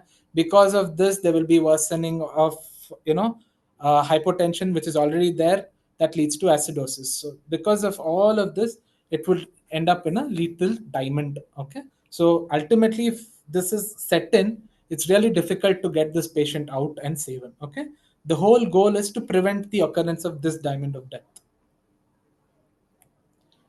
So why MTP? Firstly, it has a very clearly defined activation criteria. You saw, no? Class 4 of trauma, that is your hemorrhagic shock, you have to give the activation code and the products have to be released by your blood bank. You have the predefined blood products ratio, like your 1 is to 1 is to 1. So based on that, based on the weight of the patient, they will release. Protocols are there for monitoring and adjusting therapy based on either your clinical parameters and laboratory data. So that is why MTP becomes a very structured and a systematic approach to treat major hemorrhage. Okay. So, what are the tools for activation? So, earlier we saw that more than 10 PRBCs in 24 hours, more than 4 in 1 hour, so more than 50%. All of this is still ambiguous, right? We don't know. Sometimes the patient might have received, initial management elsewhere. They would be referred to you, and 24 hours is usually a large amount of time to wait, right? So, first 24 hours where your early trauma-induced coagulopathy would set in, you're wasting the golden period. Probably if you acted quickly, you would have already prevented your lethal triad and your diamond of death, correct? So there are other tools which are available for activation of MTP. Can anyone unmute and tell what are they? Dash go 6 go. Excellent. Rust and ABC. Okay. So along with that, there are a lot of scoring tools. Okay. No tool has been shown to be superior of other. Shock index has been widely studied. Your ABC score has also been widely studied. Okay. So these are few of the things that you can remember. There will be questions on what is critical administration threshold. Okay. Remember, this will be asked in your Viva. If they ask you what is CAT in trauma, the CAT in trauma is critical administration threshold, that is transfusion of more than or equal to 3 PRBCs in 1 hour period. Okay, so that is called as critical administration threshold. So this indirectly gives you an understanding that you need to activate MTP. Okay, remember here, it's 4 units in 1 hour, your massive transfusion definitions. Okay, but here it is 3. Okay, that is the difference. I hope you can remember this. CAT, that is your critical administration threshold, it's more than or equal to 3 units of PRBC in 1 hour. Okay, coming to shock index, it's defined by heart rate over systolic blood pressure. If it is usually more than 1 after giving a 1 liter of bolus, usually it has a higher incidence of these patients worsening and the need for activation of MTP would be necessary. Your MTP and MHP means the same. Okay, MHP is major hemorrhage protocol. Okay, so similarly, one of you, I have already told, ABC score and RAP score. The ABC score has a thing like the components of ABC score are penetrating mechanism, systolic blood pressure less than 90 millimeters of mercury, heart rate of more than 120 beats per minute, and a fast on ultrasound being positive. If any two of the four mentioned parameters are present, then you can keep a close watch on such patients. These are the patients who will require the activation of MTP. Similarly, RAP score has the same thing along with the three parameters. What you need to remember is RABT does not consider heart rate or systolic blood pressure, wherein it uses it as a index. That is, it takes into consideration of shock index. Okay, so it is actually a better tool as compared to ABC or a shock index alone. Okay, that is the best point of RABT score. RABT is abbreviation of revised assessment of bleeding and transfusion. Okay, so usually it has a 78% sensitivity and a 91% specificity for the prediction. Okay, if you see here, as compared to ABC score, your RABT score is slightly better because it encompasses the use of your shock index. The type of mechanism is taken into picture. That is, the penetrating wounds would be considered, and fractures are also taken into consideration. So these are probably better objective tools for the initiation of massive transfusion protocol. Is it clear? Okay. What are the 7 T's of trauma, or rather trauma resuscitation? This is just for you to remember. No one will ask you. Okay. It is firstly whenever you have one of the earlier tools showing an indication for the occurrence of major bleed, start the plan. That is, your activate your MTP. It usually involves the team, usually the surgeon, the intensivist, and the blood bank officer. These are the major three people who constitute the team, along with other associated people, that is your nursing staff. Tranexamic acid, like I told you earlier, given before 3 hours, like a 1 gram stat over 10 minutes, followed by 1 gram over 8 hours, has shown to be beneficial. Keep a frequent testing, usually 1 hour period, whenever you have activated your MTP. What do you test? You test for your coagulation parameters, you test for your electrolytes, as well as you check for your CBC, or hemoglobin. Okay, along with that, blood gases can be done as well.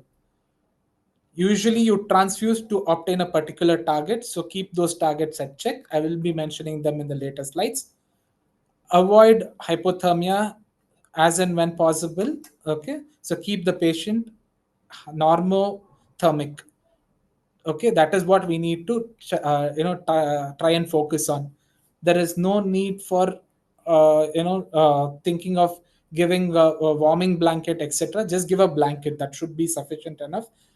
Warming devices for fluid and blood, if available, can be used. Once you reach the particular target, you need to terminate the code. So by and large, the 7 T's of trauma resuscitation, just imagine that you have a patient, you activated the trigger plan, the team came into picture, you gave the tranexamic acid, you kept a check on the patient's vitals as well as the blood parameters, you checked if the transfusion targets are reached, you maintained the patient's temperature, and the patient is healthy now, and you terminated the code. Okay, so these are the 7 T's of trauma resuscitation. What are the steps for massive transfusion protocol? First step, identify the patients by using one of the tools I mentioned earlier. It can either be vital signs judgment, like your ABC score, your RAP score, etc., based on vitals, or objective scores. Okay. Also check whether the patient has a positive EFAS. Your scoring, usually your RABT score, takes into consideration all of this. Okay, so you can think about it. Whenever there is penetrating trauma, your shock index is more than one, there's a distraction injury, probably more than two, it's enough, right? So you can think about activation of MTP. So you've identified your patient, you've activated your institutional MTP protocol. Probably at this point in time, it would be very good if you can speak to the blood bank officer. Okay, if you have hands on and you have people to spare, please talk to them. That would be good so that you can coordinate it. So, what are you thinking of in the step three? You have to prevent any coagulopathy from occurring. Better to give tranexamic acid as early as possible. I told you earlier, I'm repeating it multiple times so that it gets engraved. 1 gram within 10 minutes, 1 gram over 8 hours. Okay. Avoid cold fluids that is necessary. Step 4, you need to have a propel ratio that is mentioned. Okay, so if you have a 1 is to 1 is to 1, it would always be better. 1 is to 1 is to 2, multiple trials, both your prompt, which was in 2013, and probably 2015 of your proper trial, both said that 1 is to 1 is to 1 should be sufficient enough. Okay, whenever you feel that the patient's fibrinogen has dropped below 1 gram, or the coagulopathy is not corrected despite your uh, ffps, your platelets, as well as your prbc, you can use fibrinogen concentrate or cryoprecipitate.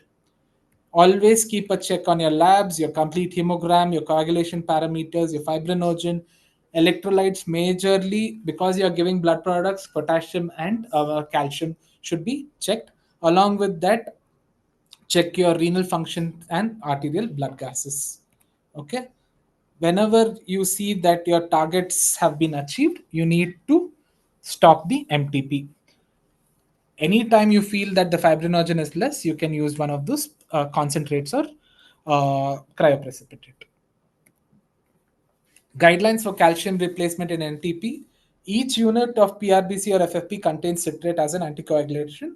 So that is the one which actually chelates the calcium, right? So because of calcium chelation, the ionized calcium level in the body drops. So that is what you need to replenish, because calcium is also a part of the coagulation cascade, and the absence of ionized calcium would worsen coagulopathy. Okay. uh, I told you earlier, if every 4 to 6 units of blood products, better to give 1 gram of calcium. Anything you can use, either you can use calcium gluconate or calcium chloride. So whatever is available in your institute. One thing you remember is calcium gluconate is safe to be given both in periphery and central line. Calcium chloride should always be given in a central venous axis. So this is something that can be asked even in your viva. Okay. So please keep a watch about this. Okay. So if you remember this slide very clearly, most of their answers on calcium would be answered. If you're given a vial of calcium gluconate, you can tell them. Okay. You can lead them to this. Okay. So always given when the ionized calcium falls below 1 millimoles per liter, usually happens because of chelation of calcium by the citrate which is present in the blood bag. Okay, calcium gluconate or calcium chloride are the available agents. Calcium chloride should usually be given by a CVC. Okay, whenever you see an ECG change like prolonged QT interval, worsening hypotension, coagulopathy, always think the possibility as hypocalcemia. That particular time, test and correct. Okay. So this is usually by and large what an MTP criteria activation protocol sheet should look like. Okay, this is one of the checklists which was actually published, I think so, in the British Society of Hematology, if I'm not wrong. I've taken it quite long ago. So they actually very clearly mention the first thing you see here is the activation criteria. Okay, so they have mentioned about the MTP protocol, that is your major hemorrhagic shock. They have thought about the initial measures, that is your damage control resuscitation. After that, they have also considered about cell salvage procedures, okay, to reduce the need for blood products. Then they have mentioned the individual doses, that is for platelets, your cryo, and your tranexamic acid. Along with that, they've also mentioned about other supportive care that needs to be given. Okay, very rarely, if the patient is on anticoagulant therapy either by warfarin or any other agents, reversal agents should be given, or your antagonist could be given. Okay, so based on that particular agent, you need to correct the coagulopathy. Okay. Remember, aspirin per se, if it has caused any bleed, you cannot do anything. The best thing would be to give platelets in such patients. Why is that? Platelets function due to aspirin. Uh, that's quite simple. Yes, good. But how? What is the mechanism of action of aspirin?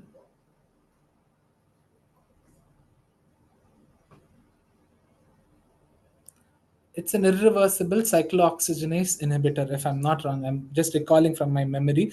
Please correct me if I'm wrong. Okay, because it's irreversible, the only way, if you have checked all the other parameters and you feel aspirin is the culprit at that particular time, that has to be corrected by a platelet transfusion. Okay, so that is why. Okay, so that is one thing.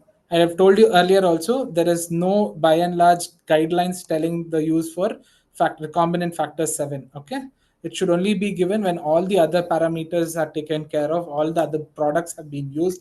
Despite that, if coagulopathy is present, bleeding is present, that is causing shock at that particular time, based on the type and indication, that is your obstetric hemorrhage, or if it is your post-operative bleeding or a traumatic bleeding, you can consider the supplementation of factor 7a, that is your recombinant factor 7a. The dose varies between 90 micrograms to 20 to 90 micrograms, anywhere up to that. It depends on what is the inciting problem. Okay. Tranexamic acid, I've already told you multiple times, so I'm not going to dig in deeper. You need to know it's a tissue plasminogen activator inhibitor. Okay. Dose I've already mentioned earlier. Please remember, there are a lot of trials, a lot of articles on tranexamic acid. Read it. We have also mentioned, whenever we have spoken about upper GI bleed, we have spoken about trauma, etc. We are speaking about this, right? The role of tranexamic acid in trauma has been established, especially after your crash to and the matters trial. Okay, so remember the dose properly, and remember early initiation is the best way to maximize the utility of tranexamic acid. Okay, so this is the dose and timing. Okay, crash 2 trial, matters trial. So these are the two evidences for tranexamic acid. The 3 R's actually was derived from crash 2 trial. Okay, coming to monitoring, you need to monitor the temperature, acid base status, ionized calcium, hemoglobin, platelet, PTA, PTT, and fibrinogen. How often do you do it? Depends on your availability and lab. Okay. So, what by and large most of the societies tell is 1 hour. Okay. If at all the vitals have stabilized, you can still wait, you know, doing most of the test. The best way is the most important thing is most of these things would usually get covered in your ABG itself. So ABG gives you a fair understanding of all of this. Only problem happens when you can't get these things, that is your platelet, PTINR, and fibrinogen. Correct? Temperature, very easy. You can usually use a bedside monitor, which is mandatory for patients like them. Correct? So this usually probably can help you understand by and large about it. If you feel that the lactates are going up, hemoglobin is still drawing down, or your hematocrit is going down, probably at that particular time you can do one of these tests. Okay, usually if you have a point of care device, use it. If you don't have, then probably consider using your routine investigations like a coagulation profile. There was a ratio which I mentioned earlier, like the golden ratio, 1:1:1, 1:1:2. What do I keep telling about? So, proper and prompt trial, these were the trials which actually were done to know what is the best ratio of blood products that are necessary in a patient with trauma. So, I told you in 2013, there was a prompt study group which performed a prospective cohort study demonstrating that a higher plasma, PRBC, and platelet ratios conferred survival benefits in the first 6 hours. But when the ratios were below 1:2, 3 to 4 times higher likelihood of these patients dying was present when it was compared with 1:1. So they came to an understanding that if you give a lot of blood products in the prompt trial, it indicated increased risk of death. Okay, that is what you need to understand. Later on, in 2015, the proper study group actually did a multi-center randomized control trial, okay, which compared 1:1:1 ratio with the 1:1:2 ratio.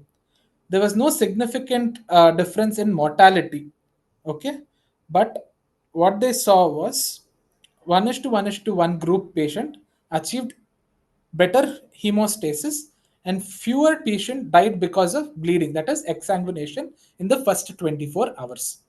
So usually we think about transfusion and all in most likely in the first 24-hour period, right?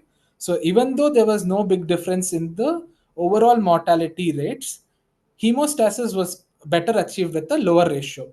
Okay, so that is one conclusion we have as of the proper trial. So the take home point would be both the proper and prompt showed that there is a higher risk of death if you give a patient receiving a higher transfusion, that is your 1:1:2. So they said that if the patient receives a 1:1:1 transfusion ratio, it achieved better hemostasis and lesser chances of exsanguination was seen. Okay. So let us take an example of MTP. So we keep telling of 1:1:1 ratio, when to give, what to give. So different hospitals will have different protocols and different understanding. So we can just take one example. Okay. So each center would be different. So, but is that the right thing? Is what we need to understand. Whether proper hemostasis is achieved or not is our final goal. Okay. That is what we need to understand. So consider a patient who is a male, weighs around 80 kgs, and a severe gunshot abdominal wound with active hemorrhage going on. And his estimated blood loss was roughly around 2,500 ml or 2.5 liters. So, by this definition, he falls under class 4 hemorrhagic shock, correct? Because of this, if you see your RABT score, etc., also there is penetrating injury and blood loss is also higher. Probably I'm not going to get the other two parameters because there is no shock index that I can calculate, but by and large there would be bleeding, right? So that is itself going to give a score more than 2. So based on these things I can activate a MTP protocol. So what do I do? The blood bank has to be activated for such units. This fellow weighs around 80 kilos. The minimal PRBC transfusion that he would require is around 1200 ml. If each bag of PRBC consists of 200 ml, it is differing from one place to another. Okay, there are few places, few blood banks which have even 300 ml as well. But you have to understand that the bags depend on the volume of blood which is present in each bag. So if it's a 200 ml bag, you roughly need around 6 units of PRBC. If it's FFP that you're calculating, the usual calculation is between 12 to 15 ml per kg.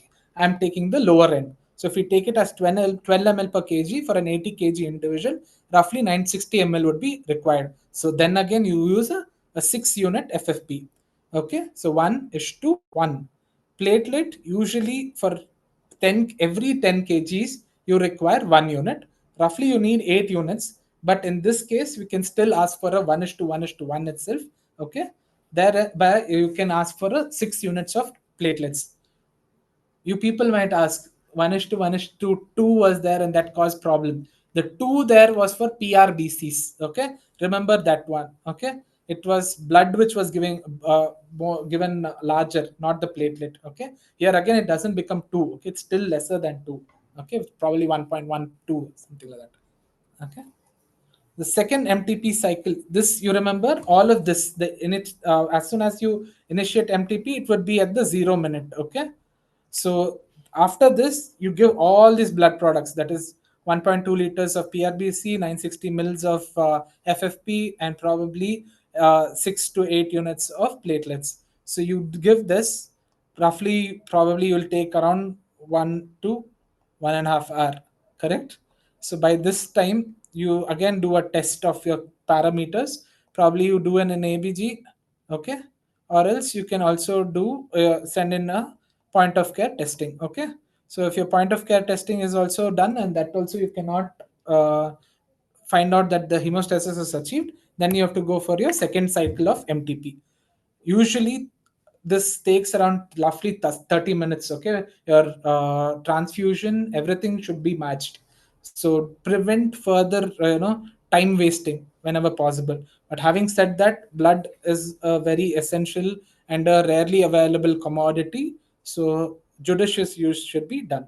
The second unit again would consist of same units: 6 additional units of blood, 6 additional units of FFP, and 6 units of platelet. At this particular time, you should already have got your fibrinogen levels, or your rotem or a TEG also should have given you the understanding of coagulopathy. Based on that, you can consider the use of cryo. So by these two things, if you have achieved your hemodynamics, you need to stop. So what are the criteria for stopping MTP? Hemodynamic stabilization, okay, your vitals, your blood pressure, your heart rate, your signs of end organ perfusion would have happened. Laboratory parameters like a PTINR and hemoglobin would have stabilized. Any damage control surgery which was necessary at that particular time, you should have been achieved. That is, any emergent indication for arresting the bleed, the surgical procedure should have been done. Later on, you can do a definitive procedure. Damage control intervention should have taken place. And based on this, you can have an interdisciplinary assessment and the surgeon's reevaluation so that the definitive surgery can happen within a span of the next 24 to 48 hours. Okay. When you have done all of this, you have to document, inform the blood bank officer, okay, that you are terminating MTP. Usually we forget that. That is the major thing that we need to remember. Okay, we need to terminate MTP by calling back the lab again, telling them that the patient has stabilized. We no further do no longer require blood products. What are the complications? Whenever there is complications secondary to blood transfusion, you need to classify them. This is a rough way I've just given it. Okay, please don't write it like this. The complications they specifically ask about transfusion, classify them between early and late, okay, immunological and non-immunological, okay, something like that. But in general, because I'm talking about massive transfusion protocol, the complications are transfusion associated acute lung injury, transfusion associated circulatory overload, dyselectrolytemia, hypokalemia, coagulopathy because of dilution or consumption, okay, dilutional thrombocytopenia, metabolic acidosis, infections, per se trauma or transfusion related as infections, ABM incompatibility, and ARDS. Thank you.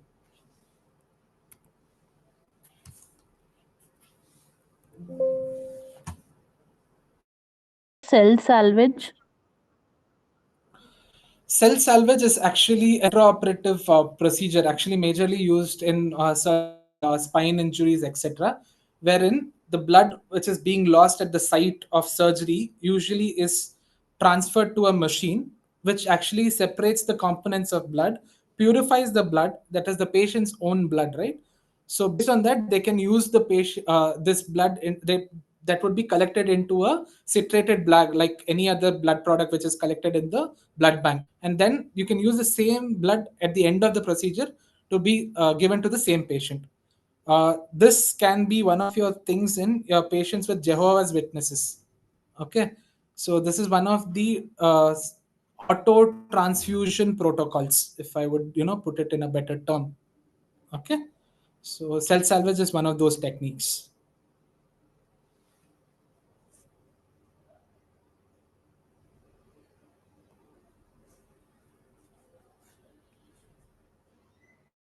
Okay, chat question. Yeah, so Pratap has asked whether platelets are RDP or STP. Usually, the availability matters. When I spoke about 6 units, it is the random donor platelets. Okay, that's a very good question.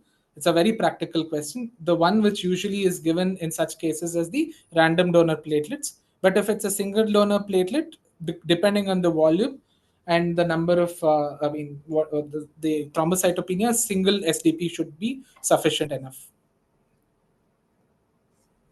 Okay, coming to the last talk of the day, damage control, resuscitation. Okay, is my slide visible? Okay. uh, it's just going to be the continuation of trauma induced coagulopathy and MTP again. Okay, so, by definition or introduction of DCR, it's a systematic approach again used to manage severely injured patients, particularly those who have life threatening hemorrhage. Usually, it is done to optimize survival, preventing the lethal triad of death. I think so. If I wake you up, guys, tomorrow in the morning or any time in the day, you would be repeating what is the lethal triad and diamond of death. Correct? So this is something, this is the main cornerstone which people have understood that is the harbinger of death in such patients, correct? So this is what we try to offset. The concept is rooted in minimizing further physiological deterioration, which happens because of our interventions. Then usually we try to stabilize the patient for definite care. Okay, so it's a conscious effort from our side to prevent worsening of the homeostatic mechanisms which are already in situ.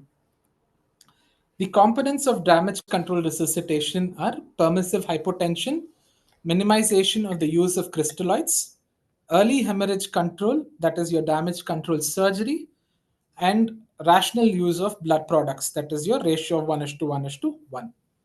Okay. Along with this, the principles of damage control surgery usually involve permissive hypotension, like I've already mentioned earlier, rapid definitive control of bleeding, either by surgery, interventional radiology, or transfusion. Okay, that depends on what is the cause of the bleed. It's coagulopathy or a trauma, or probably a smaller vessel which needs some embolization. In the meanwhile, you need to prevent the triad or diamond of death. That is your hypothermia, acidosis, and hypocalcemia. Okay. So, sorry. The pathophysiology usually involves a two-hit hypothesis. Okay. Can anyone unmute and tell me how this DCR came into picture? What is why? I mean, if you have read it earlier or anyone has mentioned to you, where does the terminology damage control come in? You guys have not read it. Okay. All these actually came in from military sources. Okay, the first time anything related to damage control was by the US Navy, and most of the things on damage control resuscitation is the World War I and II. This is where things have actually helped us. Wars have always helped medicine advance, so this is one of the other places where it helped us understand treatment of trauma and associated issues. Okay, so basically US Navy, whenever there was a vessel which was hit, okay, to prevent the sinking of the vessel, they had to do some damage control. So that is how the word or the terminology of damage control came into picture. Okay, so coming to the topic per se, the pathophysiology usually involves two things: the first hit and the second hit hypothesis, like you see in your neoplasia also. First hit is initiation of the systemic inflammatory response, which is usually due to trauma. Okay, because of SIRS setting in because of trauma, that leads to an imbalance in the inflammatory mechanism, right? There is an imbalance between your pro and the anti-inflammatory parameters. If this first hit is already present and you by your resuscitative mechanisms don't consider this, you cause the second hit, that is the time dependent state, which leads to further insult. Okay, that can further tip the balance off and make the patient end up in a state of coagulopathy, leading to life threatening hemorrhage and death. Okay, this is usually the first hit and the second hit hypothesis for damage control resuscitation. Okay, so what happens? There will be trauma. Okay, there will be activation of the lethal triad. There is an imbalance between the procoagulant anticoagulant pathway. There will be an endogenous response. If we have not taken any action, there would be occurrence of trauma induced coagulopathy, and if this is left unchecked, it can cause death.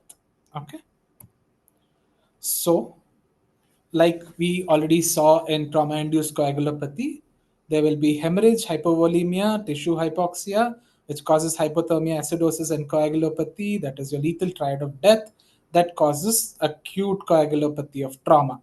Okay, along with your environmental factors, this would worsen. Damage control resuscitation usually helps us prevent all of this. This is, it helps us understand how to manage hemorrhage. It helps us understand how to manage hypovolemia, hypothermia, acidosis, and tissue hypoxia. By doing this, we can control the hemorrhage or the occurrence of coagulopathy and then prevent death. Okay. So, when and in whom do we initiate damage control resuscitation? Previously, when things were not done routinely or widespread evidence was not there, it was considered that it has to be done in a hospital setting. Okay. Majorly, they thought this has to be still done in operative theater. Okay, this is majorly because this was done in field hospitals, secondary to war injuries. But over time, when we understood that if things are done in a right and a protocolized way, outcomes are better. Correct. So that is why they instituted that earlier initiation of damage control resuscitation would have better outcomes. So it starts with the pre-hospital management, goes on with consideration of optimal volume resuscitation, and along with that, the emergency surgery, that is your damage control surgery, restoration of hemodynamics and physiology, and then progressing towards a definitive treatment which restores homeostasis. Okay, so this is the evolution of damage control surgery. Okay, from a field hospital or a operative room to, by and large, the whole starting from actually the time of initiation of damage control resuscitation till starts from the site of injury. Okay. So phase zero of damage control in resuscitation takes into consideration the injury recognition, rapid triaging, and transport of the patient. Phase one is the damage control surgery. Phase two is interventions, balanced, hypotension, hemostatic resuscitation.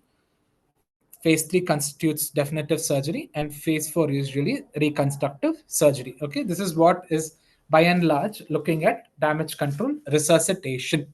So four phases are present.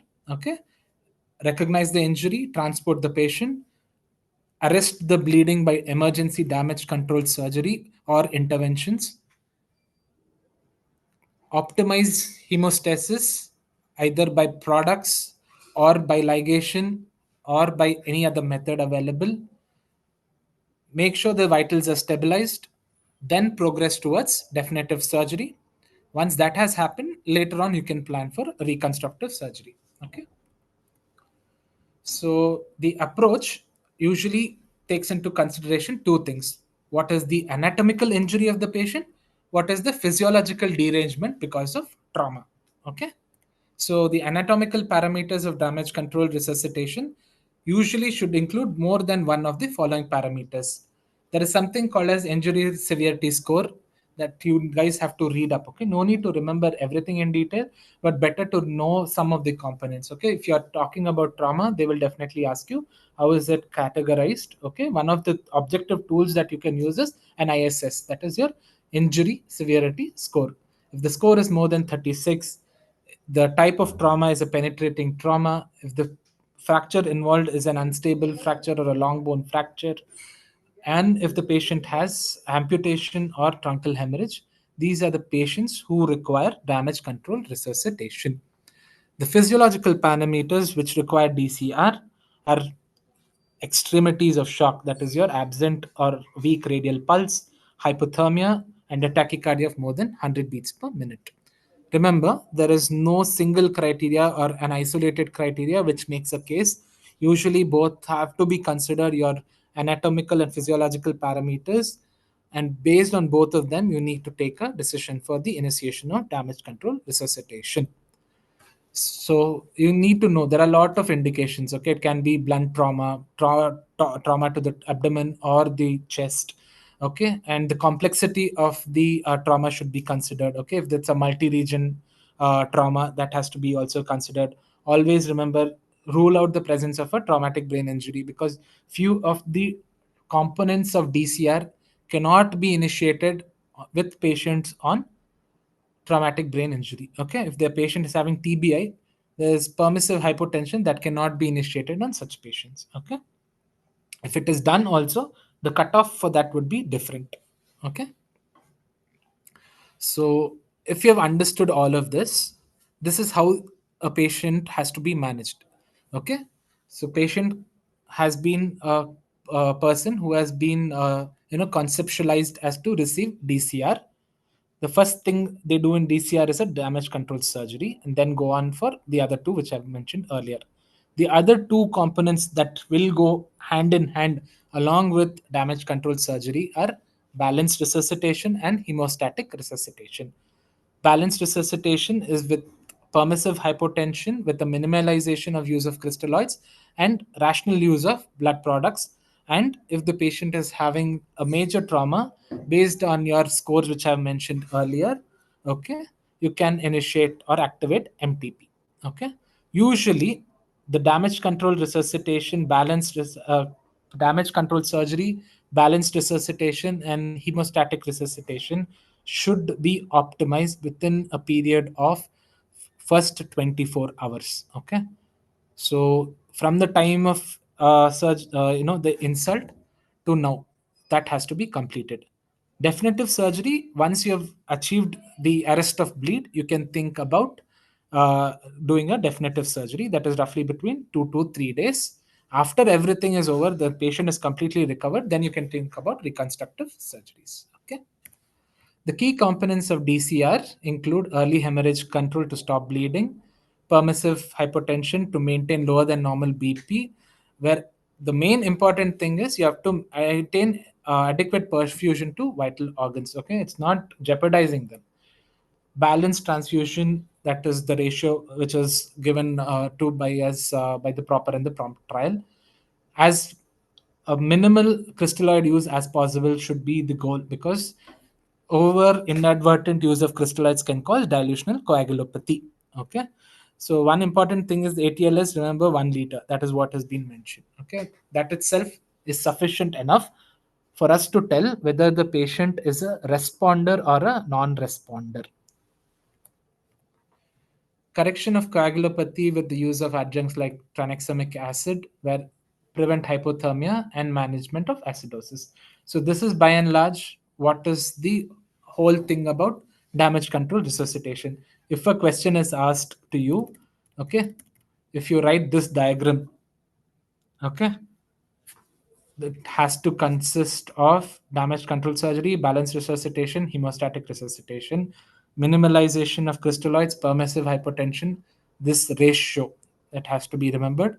Hemostatic resuscitation, that is your activation of your massive transfusion protocol, or depending on coagulation or coagulopathy, you can use any other blood products. Try and arrest the bleed within the first 24-hour period. Once that is done, you can do your definitive surgery. And once the patient is stable, do a reconstructive surgery. Okay. The individual components are early hemorrhage control, permissive hypotension, balanced transfusion, minimalization of crystalloid use, coagulopathy, tranexamic acid is something that they look at. Prevention of the lethal triad of death also you have to write. Okay. So this is, if you write so much about DCR, if they ask you an exam, that is more than enough. For you to understand the fewer nuances of trauma, I've added the further slides. Okay. How is it different compared to any other case that we need to think about trauma management? What is the changing paradigm that is seen in trauma management? If any patient arrests in the ICU, what do you do? Suddenly becomes unresponsive. How do you manage? What is the usual go-to thing that we do? Patient comes to your ER. You assess the patient. Patient develops shock, then worsening sensorium. Then you need to do something. What do you do? Hello, are you guys there? One of you can unmute and answer. It's a very simple, open question, right? CPR, CPR, yes, definitely yes. Before that, intubation, okay, how will you assess? Intubation, correct. So all of this is correct. I'm not telling they are wrong, but you go in a systematic way, right? You see, it's a case of DCR cardiac score. arrest. So whenever you get such questions, right? Yeah, good. ABCD is correct. Again, these can be an indirect question in your practical exam where the examiner wants to know how you're going to do. It's a case of cardiac arrest, maybe yes. So start with your scene safety. Okay, if they ask a question like this, okay, randomly they'll be discussing and they might throw in a question like this in Viva sessions. So understand the question and answer. Okay. So here I was wanting you to answer in that particular order. Correct. ABC is what something that I wanted to know. Okay. So airway, breathing, circulation, right? So if someone says the patient becomes unresponsive, correct, you have to start CPR at that particular time. I would search for your scene safety, then followed by the next things. Okay, call for help, look whether the patient is breathing. Okay, all of that. It has to go in according to your ACLS protocol. Okay, that has to happen. In that way, ABC is the thing that we see for all patients, right? So, what is the changing paradigm in trauma?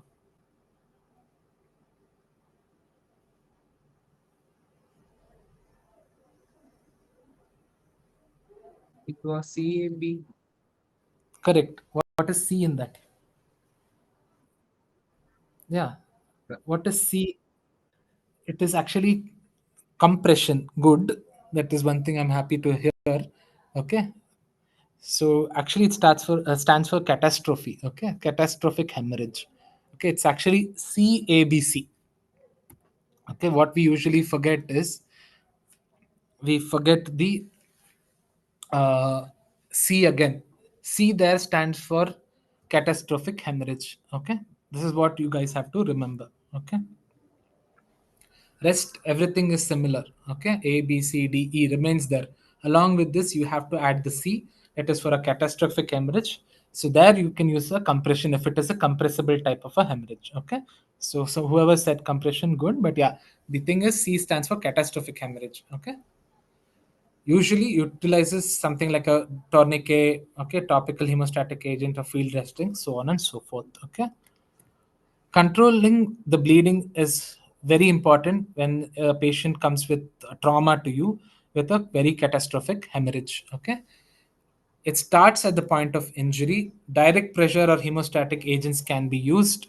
Riboa is one way that you can use, or an abdominal aorta junctional tourniquet. Okay, so abdominal aorta junctional tourniquet, Riboa is something that depends on the availability. If they are available, well and good. Otherwise, damage control surgery should be initiated. Can anyone unmute and tell what is Riboa?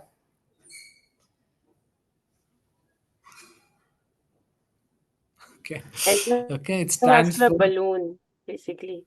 Balloon yeah. of aorta. Yeah. Okay, correct. Okay, Resuscitate. remember this resuscitative endovascular balloon occlusion of the aorta. So all of you, I think so, know intra-aortic balloon pump (IABP), right? It works on counter pulsation therapy.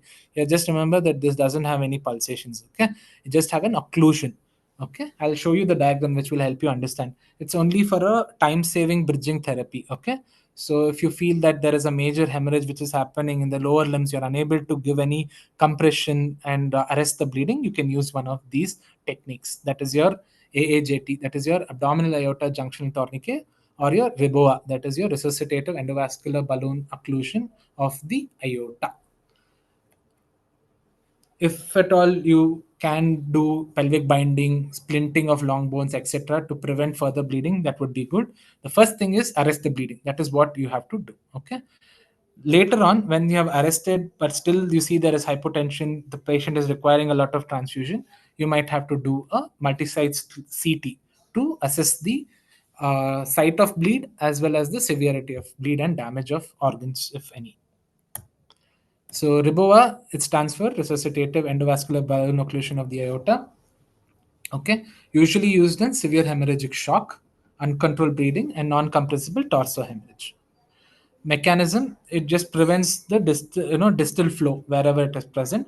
But the most important thing is it keeps blood flow to the brain intact. Okay, vital organs like the brain and heart are untouched. It is usually used for injuries below the umbilicus. That's a rough vague idea to remember. Okay, so usually there are three zones which are present. Okay, from the left subclavian downwards till the celiac artery is the first zone. Celiac artery to the renal arteries is the second zone, and renal arteries to the bifurcation is the third zone. Zone 2, you shouldn't do it because you're directly going to affect the blood supply to the kidneys. only thing they say is zone 1 you can use, but the time is only up to 90 minutes. Okay. Sorry, 60 minutes. If it is zone 1, it is 60 minutes. Zone 3, you can go up to 90 minutes. Why it's 60 minutes here is because 30 minutes itself you should try and find out the source of bleed and arrest it as much as possible. Beyond this, indirectly it definitely would affect the abdominal viscera and the kidneys. Okay, so it's a life-saving procedure. That is one thing. Zone 2, definitely no, because it directly affects the kidney. Okay, but yeah, if you cannot do anything, you can still use it here also. The best thing is infrarenal artery position. Okay, so here most of the abdominal viscera would be left without any issues, and even the renal perfusion would not have a problem. Okay, so this is usually done to buy time for a definitive treatment. Most of the times, or always, the approach is a femoral approach. Okay, so usually it will be inserted in the femoral artery and go on upwards. So coming to the role of radiology. Okay, so usually either it is for a diagnostic purpose, so it is called as radiology in DCR. Okay, can be used for knowing where the bleed is. Sometimes you can use that as even a therapeutic procedure. How? By doing interventional procedures like an angioembolization, etc. Okay. So how do we go about? First, you do an E-fast. Look if there is any presence of a free fluid in the cavity anywhere. Do a CT polytrauma with an angiogram. If you feel that it is amenable for angioembolization, then you can consider angioembolization depending on the availability of your IR specialist. Phases of DCR: initial surgery, like a DCR, better to do the surgery as early as possible. Okay, the only aim is to control bleeding. Okay, in the meanwhile you have to prevent any cross contamination. Okay, make sure that you do the procedure as early as possible. Transfer the patient to the ICU, correct your coagulopathies. Your balanced resuscitation should happen here. Your hemostatic resuscitation also should happen in the phase 2. Phase 3 is your definitive surgery, which is roughly after 24 to 48 hours. Okay. Permissive hypotension, I told you, it is something that we usually do to maintain perfusion to vital organs, but we have to understand this. The mechanism where they think is by increasing the blood pressure, we might pop the clot. Okay, there is no widespread evidence for it still. Okay, what is assumed is if we increase the blood pressure, the bleeding also will worsen. So for that reason, for the initial time period of the damage control surgery and hemostatic resuscitation for a period of 24 hours, permissive hypotension can be tried. Okay. Most importantly, remember the target blood pressure is 80 to 90 millimeters of mercury in patients without traumatic brain injury. Okay. If the patient has a TBI, the SBP should definitely be more than 110 millimeters of mercury. Okay. Challenges, definitely we don't know whether it is good. There have been multiple studies which has shown there is a risk of acute kidney injury which can happen. Only that particular time what we are looking at as a life-saving tool. Okay, only if you're desperate enough you can do that, but if you're targeting your map targets higher, your inotropes, etc., probably you can use that as your target. Probably a 90 mm of Hg supposed to be sufficient enough. Okay. Also remember, patient with multiple comorbidities like cardiovascular comorbidities or patients with kidney injuries or a prior stroke, they might not tolerate hypotension as much as the patients with a younger age group with no comorbidities. Okay. So balanced resuscitation, it's usually to minimize the ill effects of excessive use of crystalloids. It can be the exacerbation of acidosis, coagulopathy, or hypothermia, which is the constituent of lethal triad. Okay, so this is what we need to know. Balanced crystalloids. Remember, inadvertent use of excessive crystalloids can worsen the coagulopathy. So main thing in balance resuscitation is restore the circulatory volume, optimize the coagulation, and prevent any metabolic derangement. Okay. So I've already mentioned about the things, the requirement of each blood product when I've spoken to you about massive transfusion protocol. It's similar to those. The whole thing is each thing focuses on a particular entity of homeostasis. Like PRBCs, it focuses on restoring the oxygen carrying capacity. FFP focuses on replacing the clotting factors. Platelets is for the stabilization of the clot. Fibrinogen and cryoprecipitate is for the strength of the clot. Ratios I've already mentioned earlier, 1 is to 1 is to 1. Over resuscitation, we know it can cause pulmonary edema, worsening of hemorrhage due to coagulopathy, and also the occurrence of abdominal compartment syndrome. Calcium repletion, I've told you earlier, 4 to 6 products wherever you're using. Look at the ionized calcium, less than 1, supplemented, either calcium chloride or calcium gluconate. Okay. So colloids better avoid, crystalloids minimize up to 1 liter, tranexamic acid as early as possible. Monitoring parameters, heart rate, blood pressure targets you already know. MAP targets roughly around 60 to 65.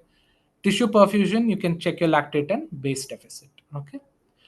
Venous oxygen, if you're doing a VBG, probably better to target more than equal to 65 percentage. Okay.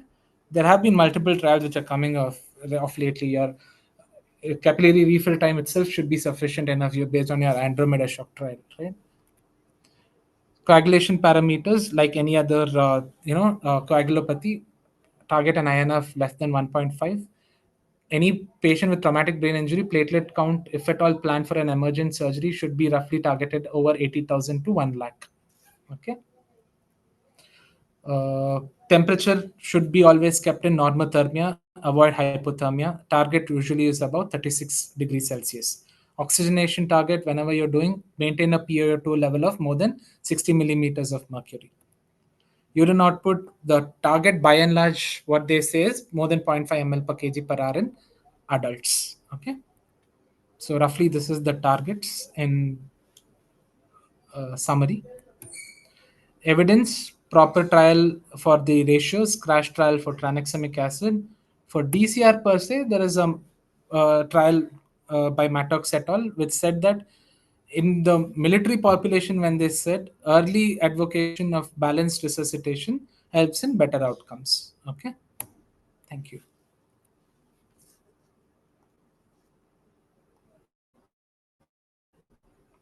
Any questions?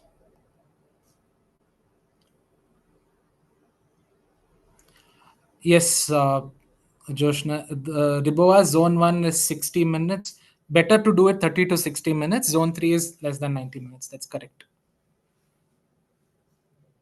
Okay.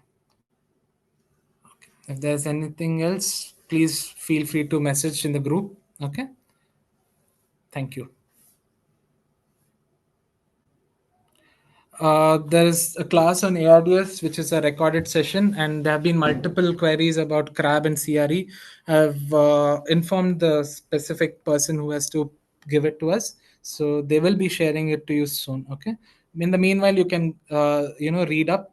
The aim is to give it to you as early as possible. Roughly, I'm giving a deadline of 17th, so that 1 month target would be there. Okay, 17th or 18th, you should be having all the presentations on board.